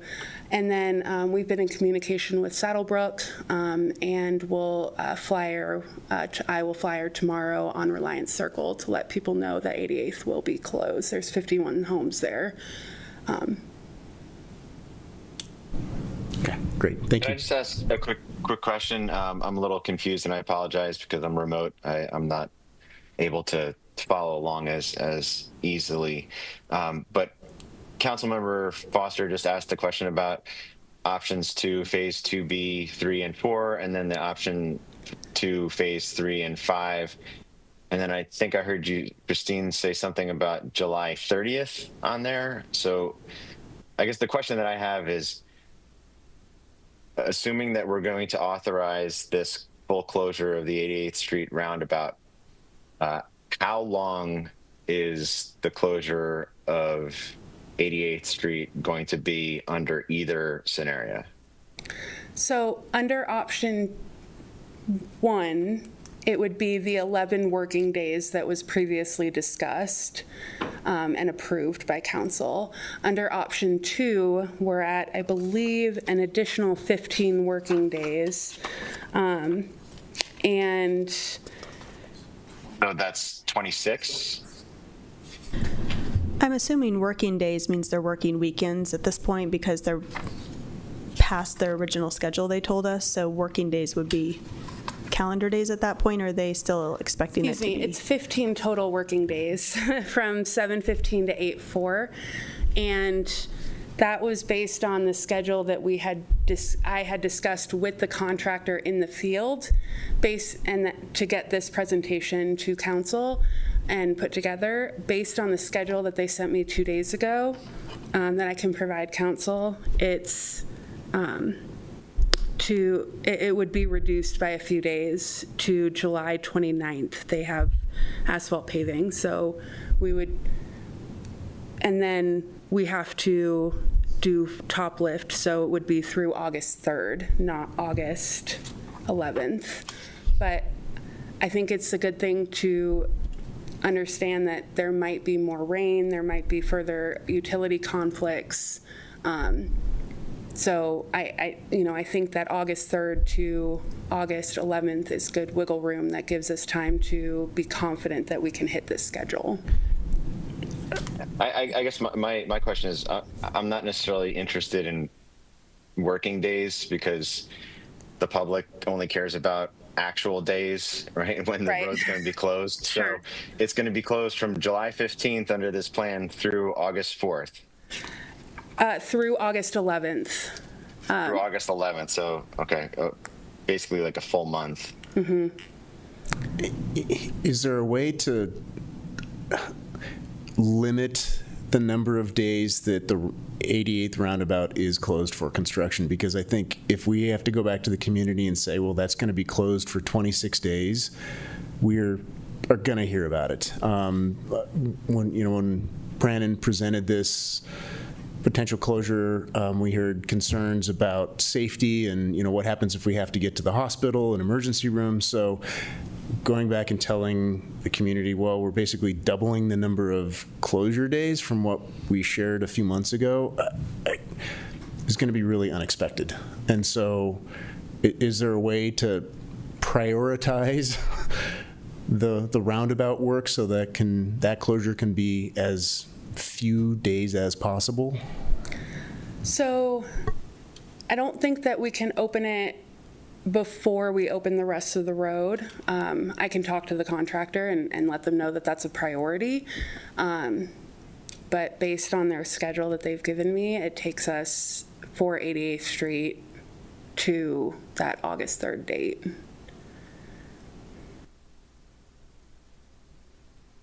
I have very little confidence in this contractor, and I'll be honest, in the 10 years that I've been doing this job, this is really the first time that I've encountered a contract where staff is basically telling the council that the contractor is basically free to do whatever the hell they want to do in the manner in which they want to do it, and there's very little that we can do to micromanage or control that. It's just, maybe that's always the case in every single contract that we've executed since 2016 to the present day has gone swimmingly. But I don't understand why we're here and why we're dealing with this, because one of the reasons we delayed this project from last year was to ensure that we could get it out, bid it early, make sure that we had all the contractors lined up in time to make sure that, meeting that BBSD school start date wasn't going to be a problem. And I just don't believe that the contractor is going to be able to perform. So it's one of those fool me once, shame on you, fool me twice, shame on me, right? And I just don't believe that they're actually going to execute here. And I think we're going to have a situation where we've got a really angry community with an 88th access point closed for way longer than we ever anticipated at the outset of this project. And I think people are going to be livid.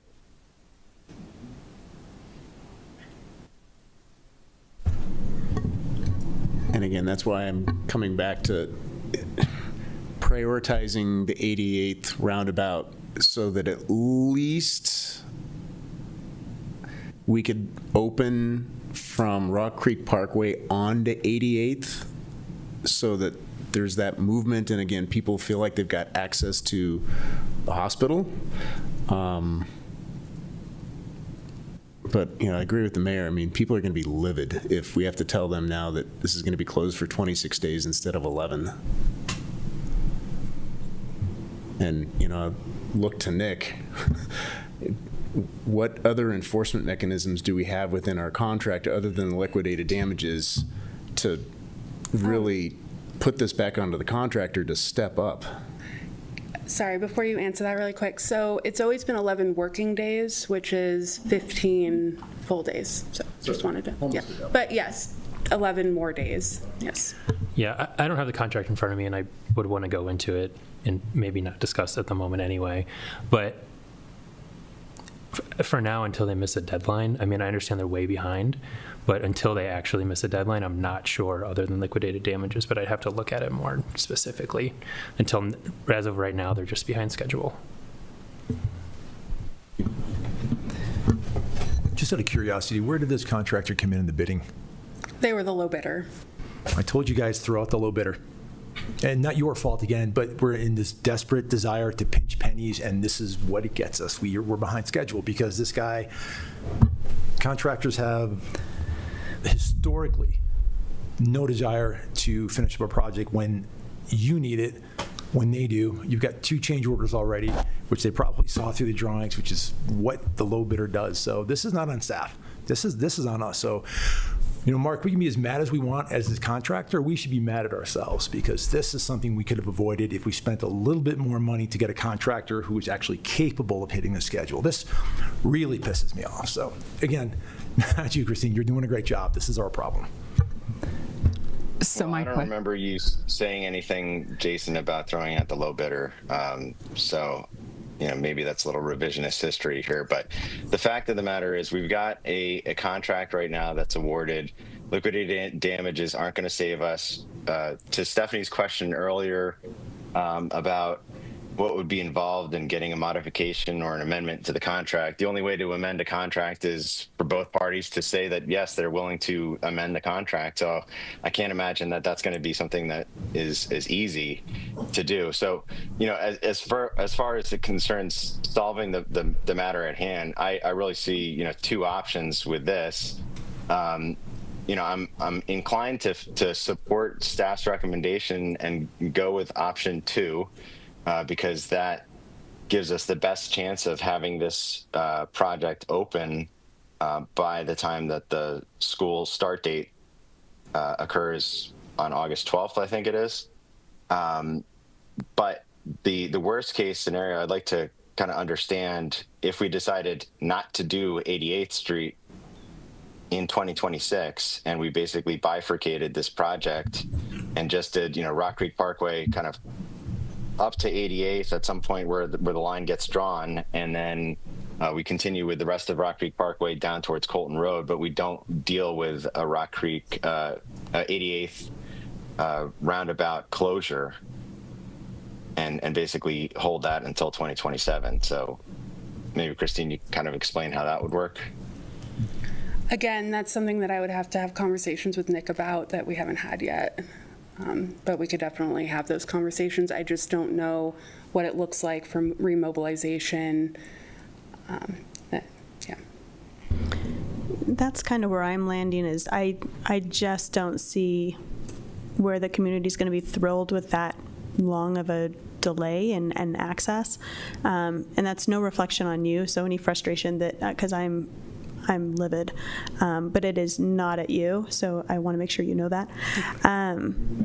Yeah, you're the messenger, and apologies for you having to be in that position because they can't seem to follow through. I would be inclined to go to them and say, because you are going to miss this and because we cannot inconvenience the community to a point where it creates a safety issue, it creates just a massive nuisance, that you need to come back and do 88th next year, and that mobilization is at your expense. We are not on the hook for that because this is a you problem. And I don't blame you for recommending the lowest bidder. I mean, to Mark's point, we've had 16 years of really great track history with making sure we manage a budget that is already very tight, going with low bids that are often fantastic. And these people had good references. And so all that checked out, and this just isn't working out the way we had all hoped. But I want to make sure that the contractor is the one that's paying for that remobilization because they're not hitting those deadlines. So can I, Christine, can you explain to me, so if we were to go down this path of not doing 88 this year, I know part of that is already deconstructed or, around it. Does that, in your opinion, is it something that we're still going to be pushing a deadline if that's taken out of the equation just to get everything righted, so to speak, to transport children to school? by August 12th? Sorry, my question's very complicated because. No, I understand.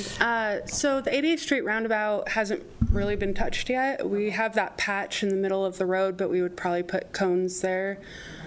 My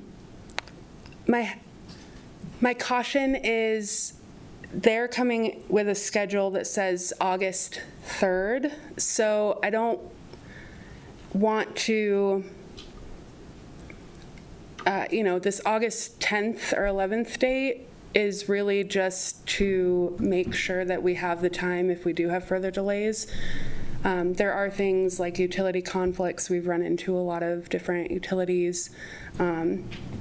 So if things like that pop up, that's kind of what that wiggle room is for. So I just want to make sure that that's clarified. They do have a schedule. I understand your guys' concern. They had another schedule that said that they would be much farther than this. So, but I just wanted to say that. I feel like we're also between a rock and a hard place because we don't have another meeting between either now and said deadline that they've now put on the paper. So it's not, I mean, unless we could do some sort of a conversation. We can call a special meeting. Correct. Thank you, Mayor. Well, I think to hit this I don't want schedule, to, but we can. it would need to have the closure on the 15th.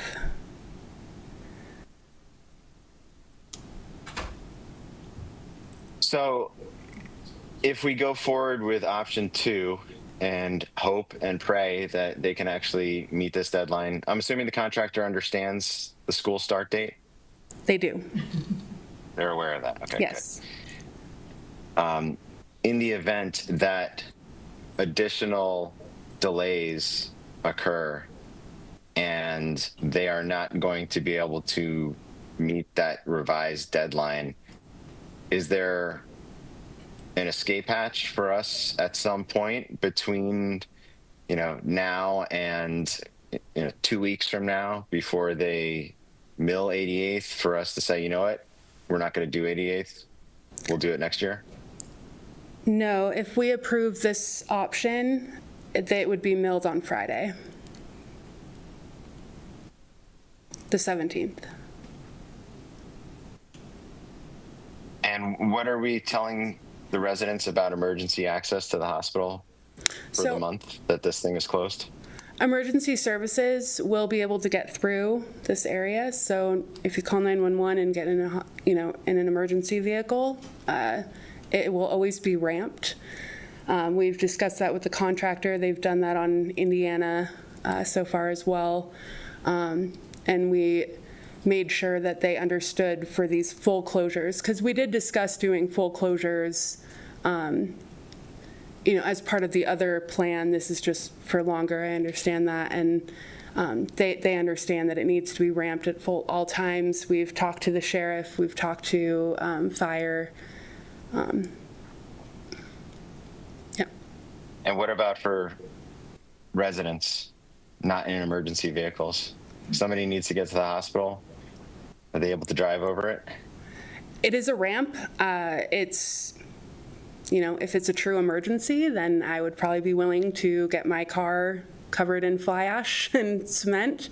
But that is what they would be facing. It is potentially depending on what portion of the project they're in.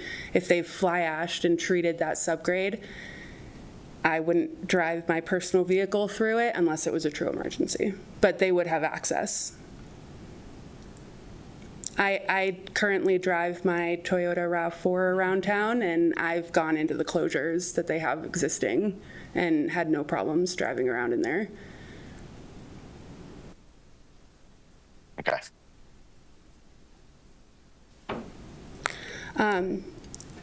Just one more thing to put in is option 2. Say there was a 2-week-long rainstorm and we were only able to bottom lift. I feel confident that we would be able to at least bottom lift this area. So that would put us in the same scenario as if we did option 1, which would be coming back later and top lifting. And that bottom lift would be for a year until next summer after school? Or we could do weekend or night work. Okay. Yeah. Okay. So just for comparison, Indiana on the south side of Rock Creek Parkway, Indiana to 88th is bottom lifted right now. So it has that 1.5-inch lip that you go down, but it's still very drivable, and we could talk to the contractor about ramping it even if we needed to. I think downtown's been like that for the last 4 years. Yeah. So just tell me when the top lift and bottom lift are scheduled to be done on Rock Creek Parkway and 88th now? Per the schedule, bottom lift. This is the option 2 schedule we're talking about, right? Correct. Bottom lift for the roundabout and the north section of Rock Creek Parkway that's currently closed is July 28th through July 29th. And top lift? Top lift is currently scheduled from July 29th through August 3rd, and that includes striping and signage. And that's including 88th? Including 88th, correct. Okay, so everything will be top lifted by August 4th? According to their schedule, yes. Okay, not striped, but at least finished from an asphalt perspective. Striped as well.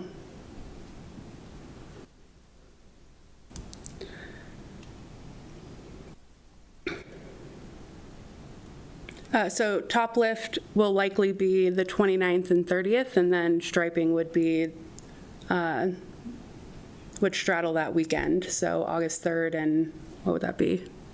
July. Let me look at my calendar.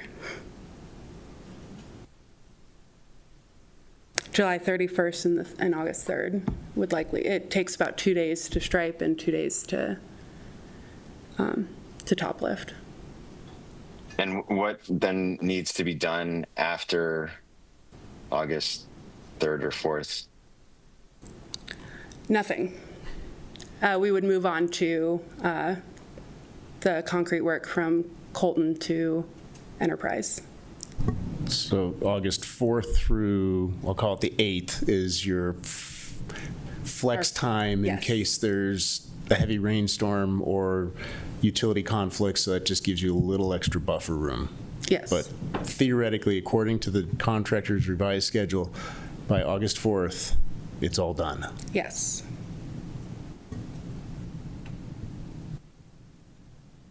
Okay. Anything else on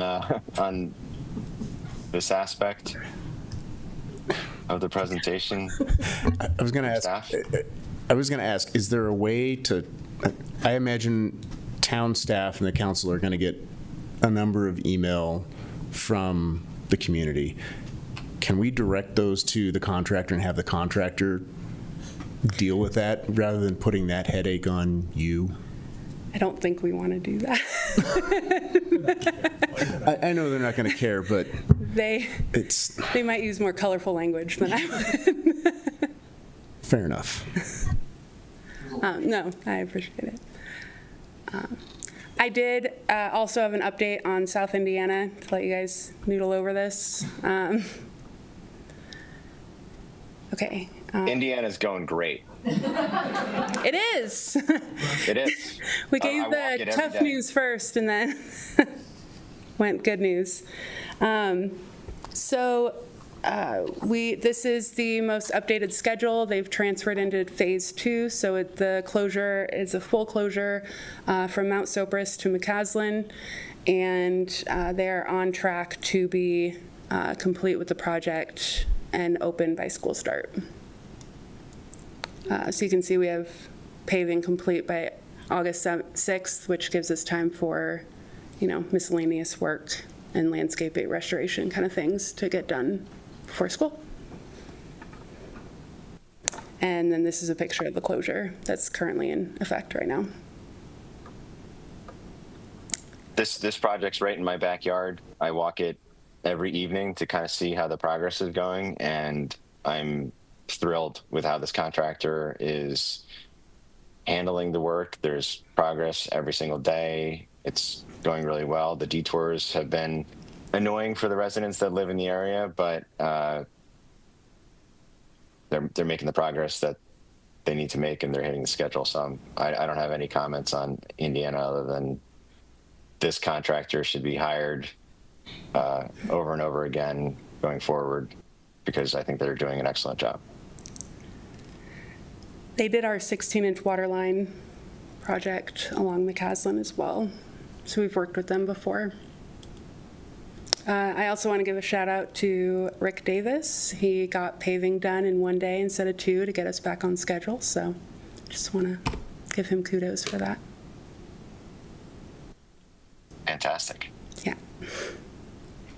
So in terms of direction from council on Rock Creek Parkway, I'm begrudgingly going to agree with the option 2 recommendation, hoping and praying that we can get this done to this revised schedule. So we'll have traffic open back again on August 4th, and we won't have any delays in between now and then. I think that gives us the best chance of finishing. I don't love the idea of, the worst case scenario of delaying 88th Street altogether until next year. I think it's going to be a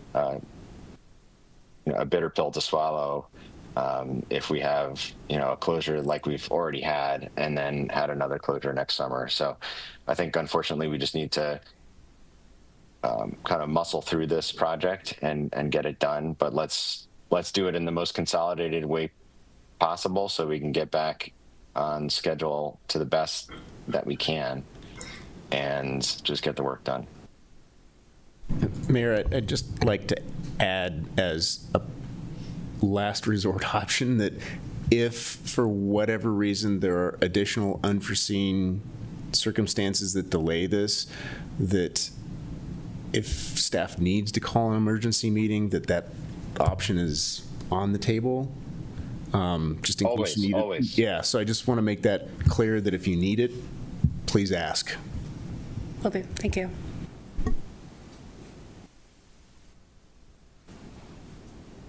Others? Thoughts on option 1 or option 2? I'm going to vote with the staff recommendation as well, and start praying. And if we get 2 weeks of rain, we really need it, but we don't want it now.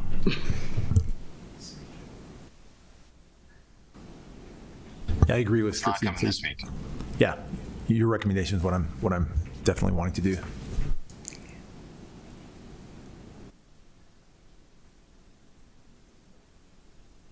Jen, Stephanie? Yeah, option 2.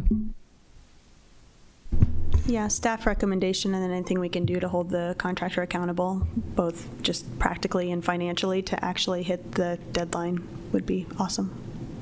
Great. All right. Thank Thank you, Christine, for the presentation, and good luck.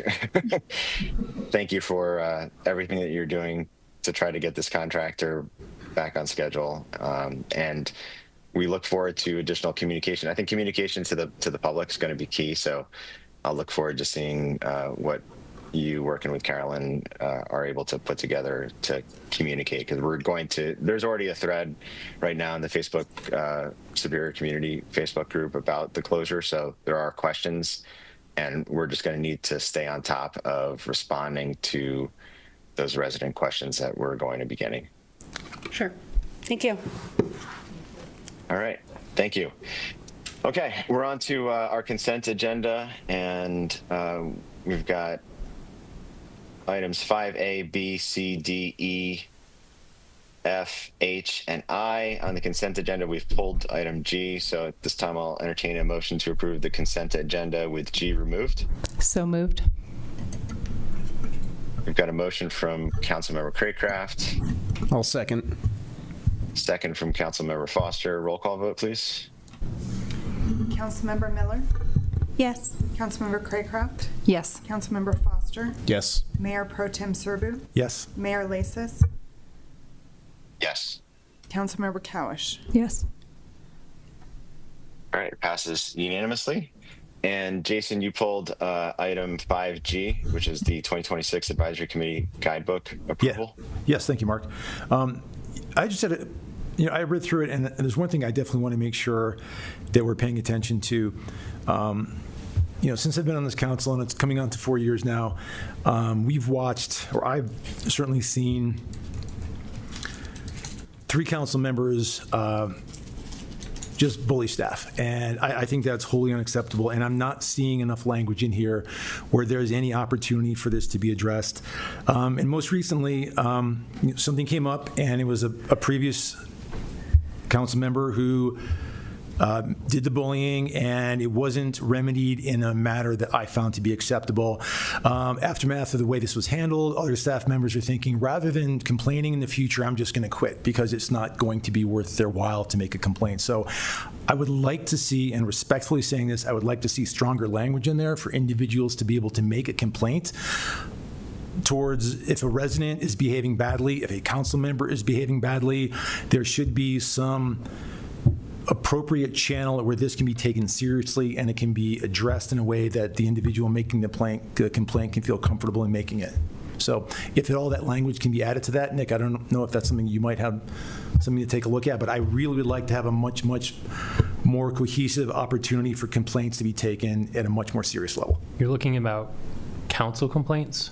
I'm looking for complaints for staff about residents or council members or past or present council members that have done something which has made an individual feel either uncomfortable in the position or doing something they don't feel comfortable doing, or feeling, harassed or insulted, or in some way just not feeling good about going into their job or their position. So it's only for advisory committees? Yeah. So you're talking about staff and council members being mean to advisory committee members, or advisory committee members being mean to advisory committee members being disrespectful to staff, to each other, okay. And that's what I'd like to see a much more. And I realize, I think, Mikhail, you wrote this, and I'm not at all saying that what you wrote is not acceptable. I just think from what I've seen so far, people have gotten away with a little bit more than they should have been allowed to get away with, and I think that people need to be held more accountable to their actions when they're acting in ways that I think are just completely unacceptable. Well, there's a committee member code of conduct section in this draft that deals with the model respect and professionalism that committee members need to display, acting with courtesy, dignity, and fairness towards their fellow committee members, staff, council members, and the public, upholding town policies, operating within the boundaries of your role, and respect the responsibilities of staff and elected officials. So what additional provisions do you need to see in there that would satisfy your concerns? For example, we've had an individual on an advisory committee be voted by council off because of untoward actions towards other advisory committee members and the general public. Now, granted, those actions were seen in public. They were video recorded. It was very, very easy to see the transgressions. I'm talking about transgressions that staff makes, and it just seems like the chain of command is not publicly available. And I'm not saying something that the public can see, Mark. I'm saying something that the individual who makes the complaint can feel as though the complaint is being taken seriously, and they don't have to reach out to other staff members or to go higher up or even to reach out to a council member to see if something can be done. I would just like to see a dedicated channel that can have certain metrics that can be met along the way so that the individual making the complaint can feel as though their complaint is being taken seriously. I just don't feel like the way it's written right now says that. So right now, the reporting concerns, so committee members could report concerns about attendance misconduct or code of conduct and ethics violations to the chair, vice chair, or the staff liaison, or the committee manager, if it involves a staff liaison. So that would be the current channel. What other channel would you like to open up? I would like to see the ability for that individual to come directly up to the town manager. I'd like to see involvement from the higher up, rather than it just goes through a small committee and maybe it's handled there and it dies. Do we have anything that says that we're going to go back to that person and say, here's how we handle it? Are you good with this, or are there other alternatives if they're not good with this that they can pursue? Yeah, right now, I mean, it'd be pretty, it's very open-ended as written, and I understand there's not a lot of process there, but it's also open-ended that allows a lot of different channels to be open like that. So in terms of how committees process that, I'm not in that day-to-day. Michaela would be the better person to answer that. Okay. I will add, though, that in that reporting concerns, council liaison should report to the staff liaison, committee manager, or town manager. So, I mean, there is a town manager line there right now, but if you'd like that added, you know, as someone I can direct report to, I can just add town manager there. I think we were trying. There's also nothing in here that's preventing, you know, the reporting concern says that committee members should report concerns, you know, as follows, but there's nothing in here that prevents any of the committee members from reporting those concerns to the town manager, to the town attorney, to the council at large. So there's no restrictions. There's just guidance here as to the sorts of things that they should report, but it's open-ended and they can report more broadly than what they're directed that they should report. And I don't want to put words in Mayor Pro Tem's mouth. What I'm hearing him say is, let's be more explicit in what's allowed so that people are clear that they can go to the town manager if they feel like they're not being heard by their supervisor or mid-level managers.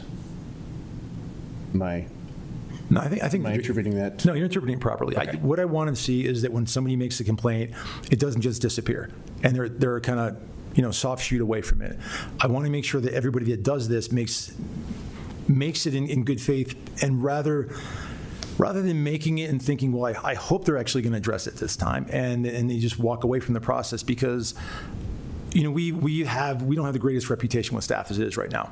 And I'd like to be able to create an environment where there's the ability that they know that if they make that complaint, it's going to be following a chain of command. At every single point along the way, they're going to be having a communication either with Town Manager Magley or with a liaison or with some staff along the way where they feel like, okay, this happened, to their level of satisfaction. I just want to see something in there that's a little bit better than just you make a complaint and you hope action is taken on it. Okay.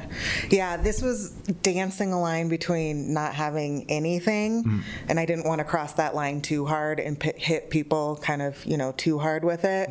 I do see where you're coming from. The hope is now that we have it outlined, that will encourage people to feel like they can use these channels.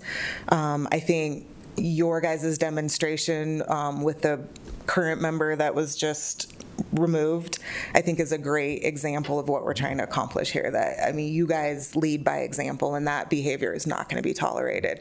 It's the first time in a long time something like that has happened.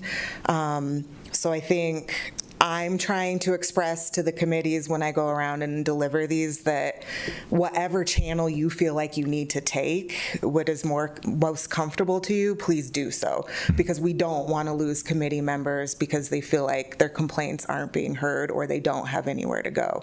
So I think that was the idea with it being open-ended, was do whatever you have to do to get it heard so we can address it, because there were things happening in the past that we had no idea until someone left.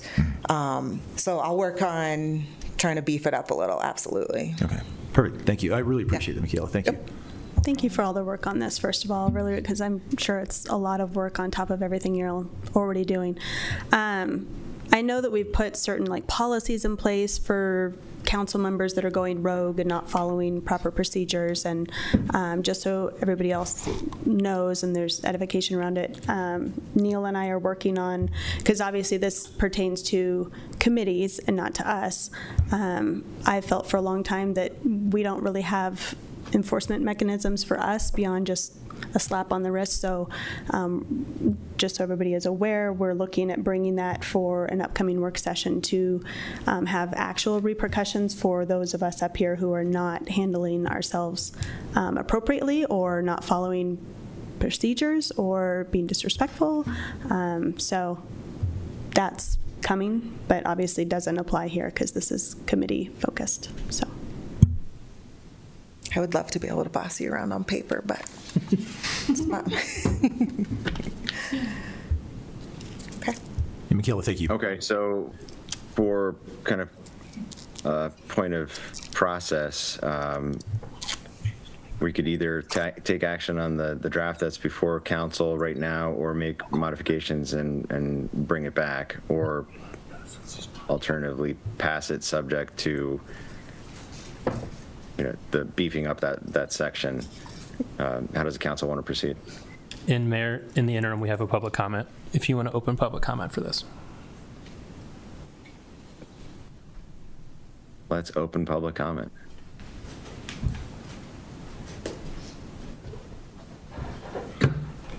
Brad Walker, Town of Superior. Thank you, Mayor, for opening public comment to me. I know that that's subject to your discretion.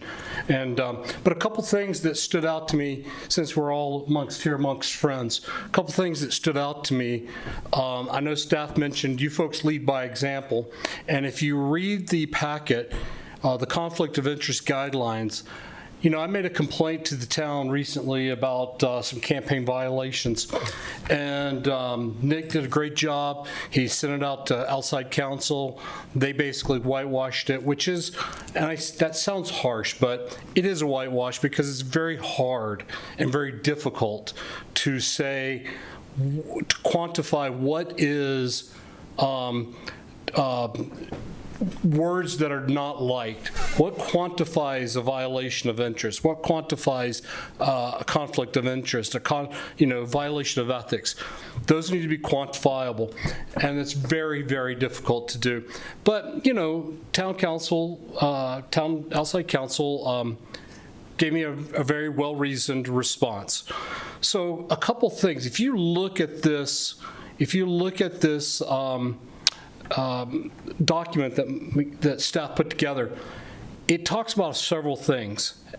And she said leading by example. And Stephanie Miller also said that you folks don't really have an enforcement mechanism for this council, which is true. But the third paragraph says, in conflict of interest, the town's objective is for appointed committee members to avoid any, and any is in bold letters, conflict of interest.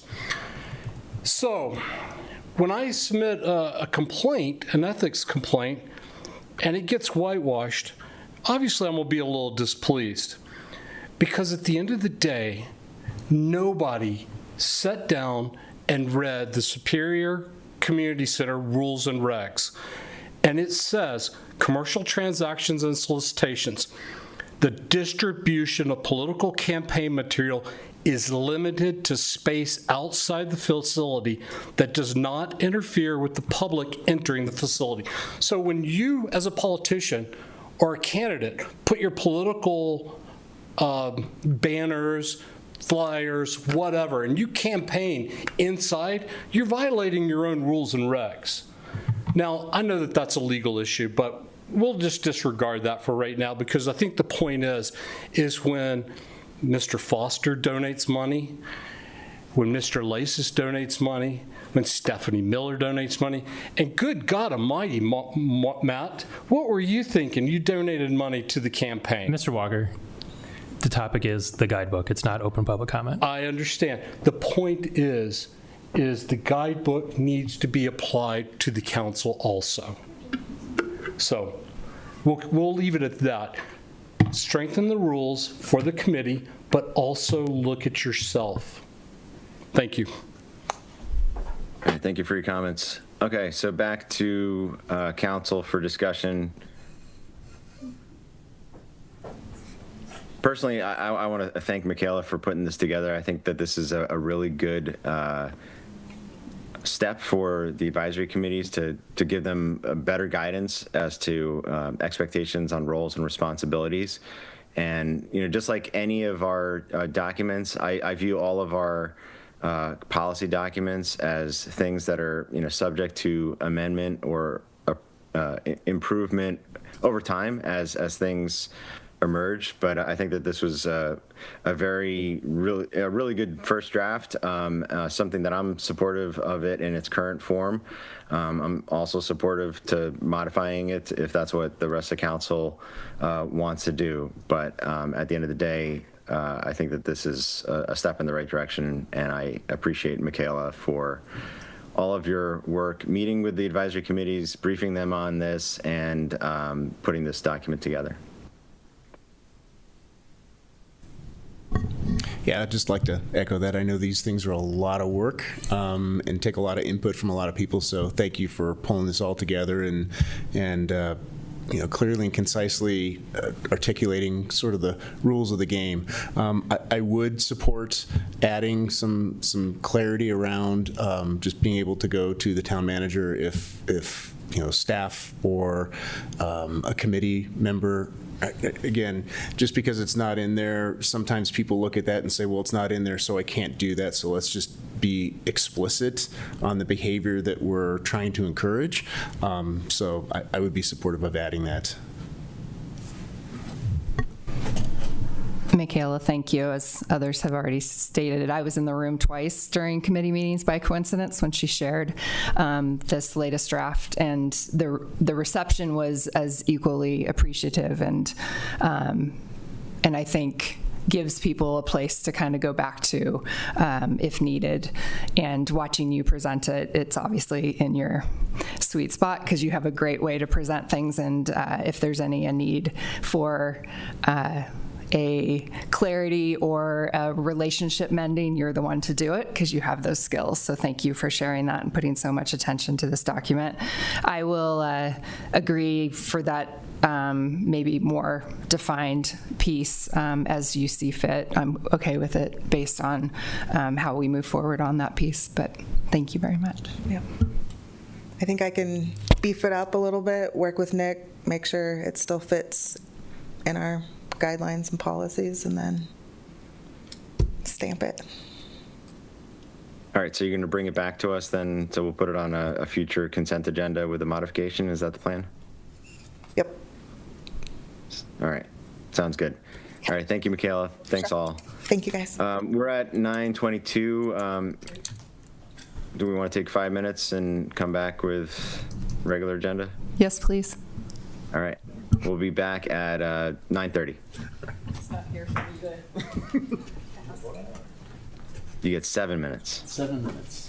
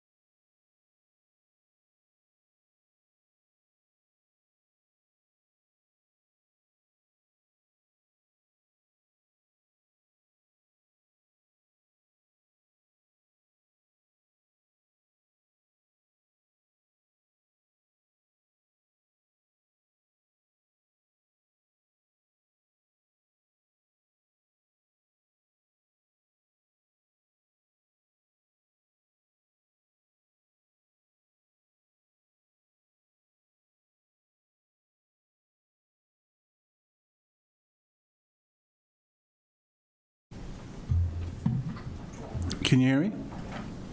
I can hear you now. All right, we're all back. All right, we're on to item number 6 on our regular agenda, 6A, which is consideration of a resolution of the Town Council of the Town of Superior approving an appointment to the Planning Commission by way of vote. Thanks, Mayor. We have one vacancy on the Planning Commission. We had 2 applicants that the council interviewed back in March and April. Since then, we reached out to both of them to see if they're still interested. And Sam Feldman notified staff that he, because of work and family issues, was no longer able to pursue this appointment. So that leaves, which is why we put it on for a regular agenda item, because we thought you'd have to vote. But that leaves Tim Peterson as the sole candidate. And if the council's desire is to appoint Mr. Peterson, you can just do it by way of vote. Motion. All right. Thank you for that. Any thoughts, comments, discussion from council? Just a question for Matt.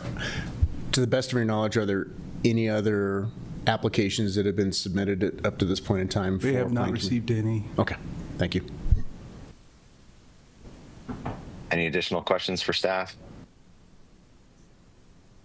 No, I appreciated that when he initially applied that he had reached out to both our planning commission and Louisville's to kind of get a feel for the position, and I really liked him when we first interviewed him, so glad he's willing to do it still.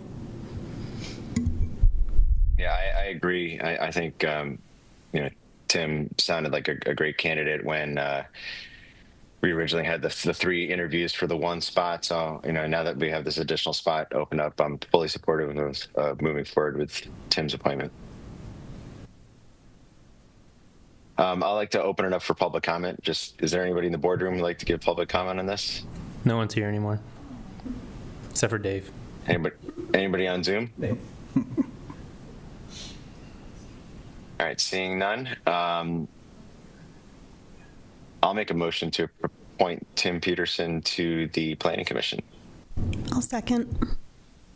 All right, we got a motion from Mayor Lasis, a second from Council Member Miller. Roll call vote, please. Mayor Lasis, Yes. Mayor Pro Tem Serbu, Yes. Councilmember Cowish, Yes. Councilmember Miller, Yes. Councilmember Foster, Yes. Councilmember Craycraft. Yes. All right, passes unanimously. We're on to item 7, which is a public hearing on item 7A, an ordinance of the Town Council of the Town of Superior amending section 16-20-30B of the Superior Municipal Code regarding the definition of nighttime hours for outdoor lighting requirements. Do we have proof of publication? We do. All right, I'm going to gavel in the public hearing. Jason. Boom. Thanks, Mayor. Jeffrey Weathers from the Planning and Building Department is with us tonight via Zoom, and he's going to introduce this item for us. Good evening, council members. Good evening, Mayor Lasis. Can everybody hear me okay? Yeah. Yes. Okay. Yes. So this is an ordinance to amend the outdoor lighting code requirements. This is that code was passed back in February, and the intent of the code is to prevent the trespass of artificial light in the town in ways that constitute hazards to public safety or interfere with the quiet enjoyment of private property, and preserve the visual quality of the night sky, curtail light pollution, reduce sky glow, and promote energy conservation in the town. This amendment would change the definition of nighttime hours from 9 p.m. to 10 p.m., basically changing the curfew for non-essential lighting, outdoor lighting, from 9 to 10 p.m. so that people could enjoy in summer hours when the sun goes down a little bit later, so that people could enjoy their personal, their private spaces with some amount of lighting. It's fairly straightforward. It's consistent with some of other, town codes that exist for lighting, like public fields. It's consistent with dark sky requirements. It seems fairly consistent with other lighting codes from around the region and state. And staff would recommend approval of this amendment. I'm here if you have any questions. Thanks, Jeffrey. Any questions from council? Jeffrey, this is Councilmember Foster. What were the key drivers behind this amendment? Did staff feel like they were getting a lot of complaints, and so staff felt like this amendment was necessary? What's driving this?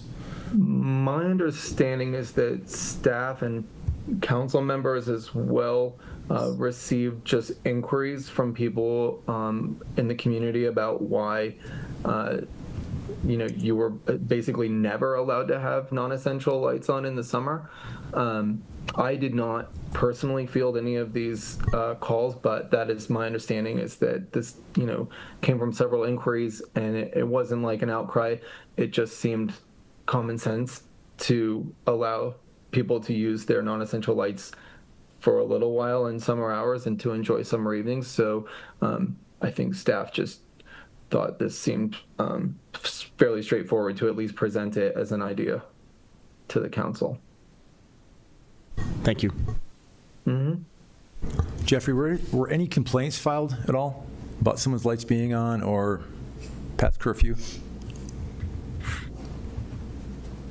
I don't believe we've had any complaints or violations since the code was passed.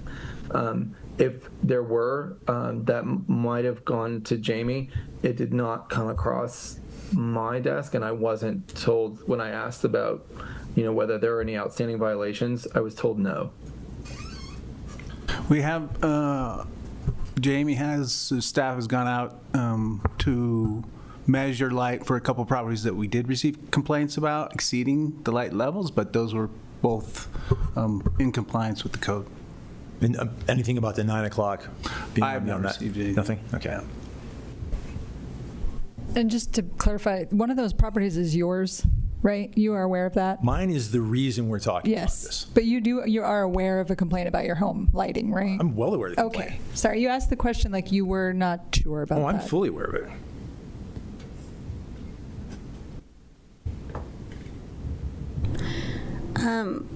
Refresh my memory.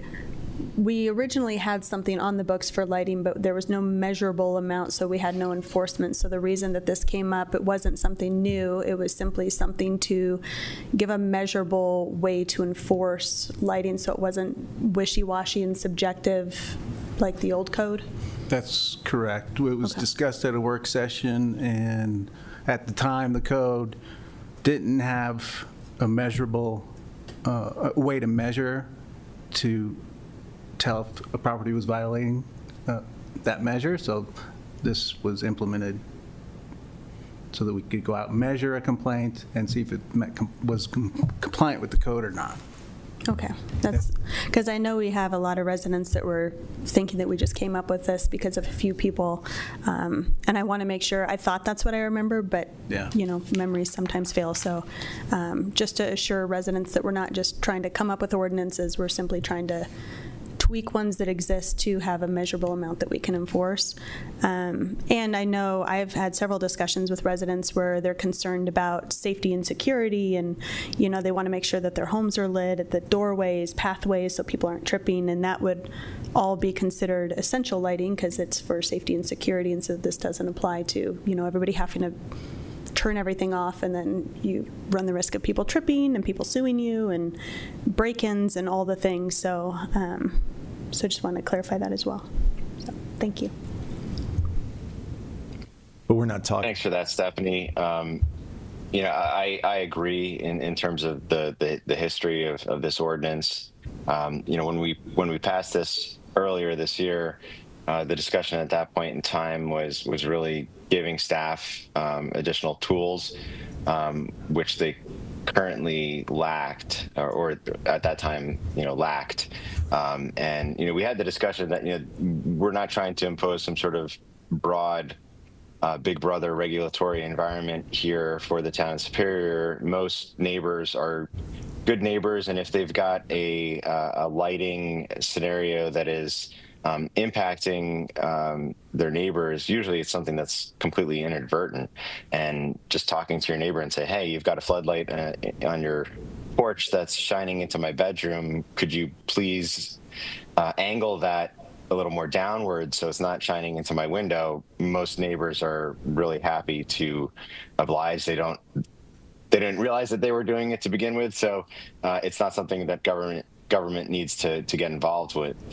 But in the rare event when we have somebody who's not willing to be neighborly, we wanted to impose something that was objective and that would give staff the ability to help rectify those situations. So in terms of what we're looking at tonight, this is just the extension from 9 to 10 p.m. I'm fully support. I think that's a reasonable modification of the lighting ordinance, and I'm fully in support. And I think that brings up a really good point, so thank you for mentioning that. But I know some of the concerns from residents were, how are you going to enforce this? And like, we're just going to be walking around with a light meter, trying to get people in trouble and finding people, which is absolutely not the case. And to Mayor Lacis's point, it's more, hopefully, and to everybody's point in public comment, which I 100% agree with, we're all adults, and hopefully people, if I'm doing something that annoys my neighbor, please let me know, and we'll adjust course. And 99% of neighbors do that, which is wonderful. And then you get that 1% where people ask you to do something and ask you to do something and ask you to do something, and you just kind of dig in your heels and refuse. And shining spotlights in people's homes is just obnoxious. And so so to just reiterate, this wasn't new, this was already on the books. It was just simply putting a fair and measurable metric to it so that it wasn't subjective and it wasn't pitting neighbors against neighbors and say, well, it's too excessive, and somebody else is saying, well, I don't think it's excessive. Well, now there's a measurable amount that you can say whether or not it falls into excessive. So just want to put everybody at ease that we're not trying to make everybody make their homes dark, create a safety and security issue, or trying to run around and police unnecessarily. It's simply just a measurable way to enforce if neighbors aren't being good neighbors when requested to do so.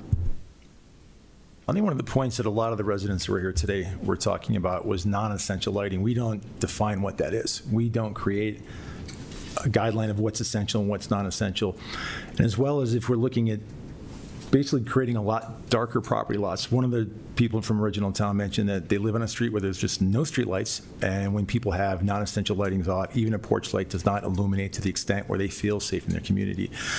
One of the things that I'm certainly concerned about is obviously public safety, and I don't know if Sergeant Solomon would like to step up and address this, and forgive me for putting you on the spot, but a brighter neighborhood tends statistically to be a safer neighborhood, and a darker neighborhood tends to be much more he's going to talk. It tends to be much more something that criminals would look at before they would look at some other area. Yeah, it's one of the first things that we recommend when we're trying to keep neighborhoods safe is, hey, keep your essential safety lights on, keep your front door lit, keep your above your garage where you're parking your cars outside, right? That's the number one thing that deters criminals is being seen. They don't want to be seen. And so having lighting there is important. In the context of that, Sergeant Solomon, that would be considered safety lighting. Yes, safety and security. So that's would be permissible under this ordinance. Correct. Yeah. Okay. But who's to say, though? We're not defining it. We're not defining it. We're saying non-essential lighting. So let's say somebody has their lights on more so because they feel more secure in their home, and their neighbor says, well, that's too many lights for my taste. I want those lights to be off. Who are we to say is right? So I guess I'd direct that question to the town manager or Nick. How does code enforcement interpret that and have that conversation with amongst staff and then the person filing the complaint? Yeah. To the question of who is to say, it's the town to say. It's the town's ordinance to enforce. I understand this ordinance is vague, but in some ways it's necessarily and helpfully vague to both sides of residents, including the ones that came tonight and including the ones that came when this ordinance came the first time around. Code enforcement is not a black and white thing. It is not a black and white thing for almost anything we have in our code. This is another one of those things. There is a process for that, including Jamie giving out warnings and giving out other warnings and then giving out citations. And then there is another process for sending that citation to municipal court to be proven in a court. So I understand this interpretation question, but the answer is it is up to the town to interpret that. It is how it's written, and there's a lot of process there upon ultimately finding a violation, which, as the town manager said, I don't think we've found one yet. And it's been a few months. Let me just propose this. So what's docketed, I mean, tonight, what we have before the town council is a simple amendment to the existing ordinance that basically changes the time from 9 p.m. to 10 p.m. And that's it. That's all it does. So in terms of having a discussion about what non-essential lighting is, whether or not that should be prohibited or not, that's really kind of like a reconsideration of the ordinance as a whole, which isn't something that's on our agenda for tonight and isn't, docketed. We can have that discussion, but for tonight, really the issue at hand is, do we want to amend the ordinance to extend the nighttime cutoff from 9 p.m. to 10 p.m.? So it's really just a simple amendment. And Mayor, I completely agree with that. And I'll just, my last comment is there were a couple public comments that now that I reread the ordinance, I can see their point about temporary lighting from November 15th to January 15th. There's obviously a lot of other holidays that are celebrated, and I can't speak for the rest of the council. I certainly want to make sure that we have an inclusive community, and if somebody's celebrating an event, a holiday, 4th of July or whatever, Arbor Day, that, staff has the flexibility and the tools to be able to encourage or allow those types of other holidays that aren't, the traditional Judeo-Christian holidays. So I'm not trying to open this up for more discussion. I just want to make that point that if we discuss this later, that we maybe relook at that. Councilmember Foster, I agree with that. Mark, I'd be fine with voting to increase it to 10 o'clock. I think 10 o'clock is still a little bit too much, like we're telling the residents how to live their lives, and it's just a little bit too much. But I think this is lacking in a number of different points, and I definitely would like to see this brought up at a work session, and we can actually discuss pulling this and reviewing it and making it potentially better and more inclusive for the residents, so they feel a lot more comfortable about what's non-essential, when they can have their lights up and when they can't, and what level of safety they can have as far as how comfortable they feel in their home. Okay. That's fair. Any other questions, comments from council?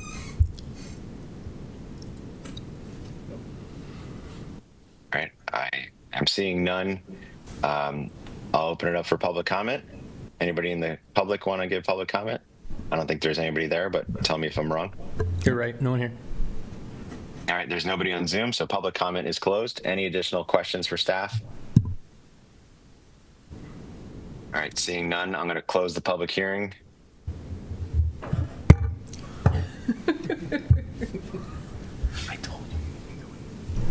Discussion, or we entertain a motion to approve? I'll make a motion to approve Town of Superior Ordinance number O-16, Series 2026, an ordinance of the Town Council of the Town of Superior amending section 16-20-30B of the Superior Municipal Code regarding the definition of nighttime hours for outdoor lighting requirements. Second. All right, we've got a motion from Mayor Lasis and a second from, who was that, Councilmember Craycraft? Roll call vote, please. Mayor Pro Tem Sorbu? Yes. Councilmember Miller? Yes. Councilmember Cowish? Yes. Councilmember Craycraft? Yes. Councilmember Foster? Yes. Mayor Lasis? Yes. All right, it passes unanimously, and we're on to our final item of the evening, which is item 8A, which is executive session to determine positions relative to matters that may be subject to negotiations, determine positions relative to matters that may be subject to negotiations, develop a strategy for negotiations, and/or instruct negotiators pursuant to Colorado Revised Statute, Section 24-6-4024E, regarding an existing intergovernmental agreement between the town and the city of Louisville. Do we have a motion to enter executive session? So moved. Got a motion from Councilmember Foster, Second, Craycraft. second from Councilmember Craycraft. Roll call vote, please. Councilmember Miller. Yes. Councilmember Foster. Yes. Councilmember Craycraft. Yes. Mayor Pro Tem Serbu. Yes. Mayor Lasis. Yes. Councilmember Cowish. Yes. All right, passes unanimously, and we're going to move into executive session. Mayor, we're going to switch over to the second Zoom link that we sent out. I'll see you over there. Okay. Thank you. Stay cool out there.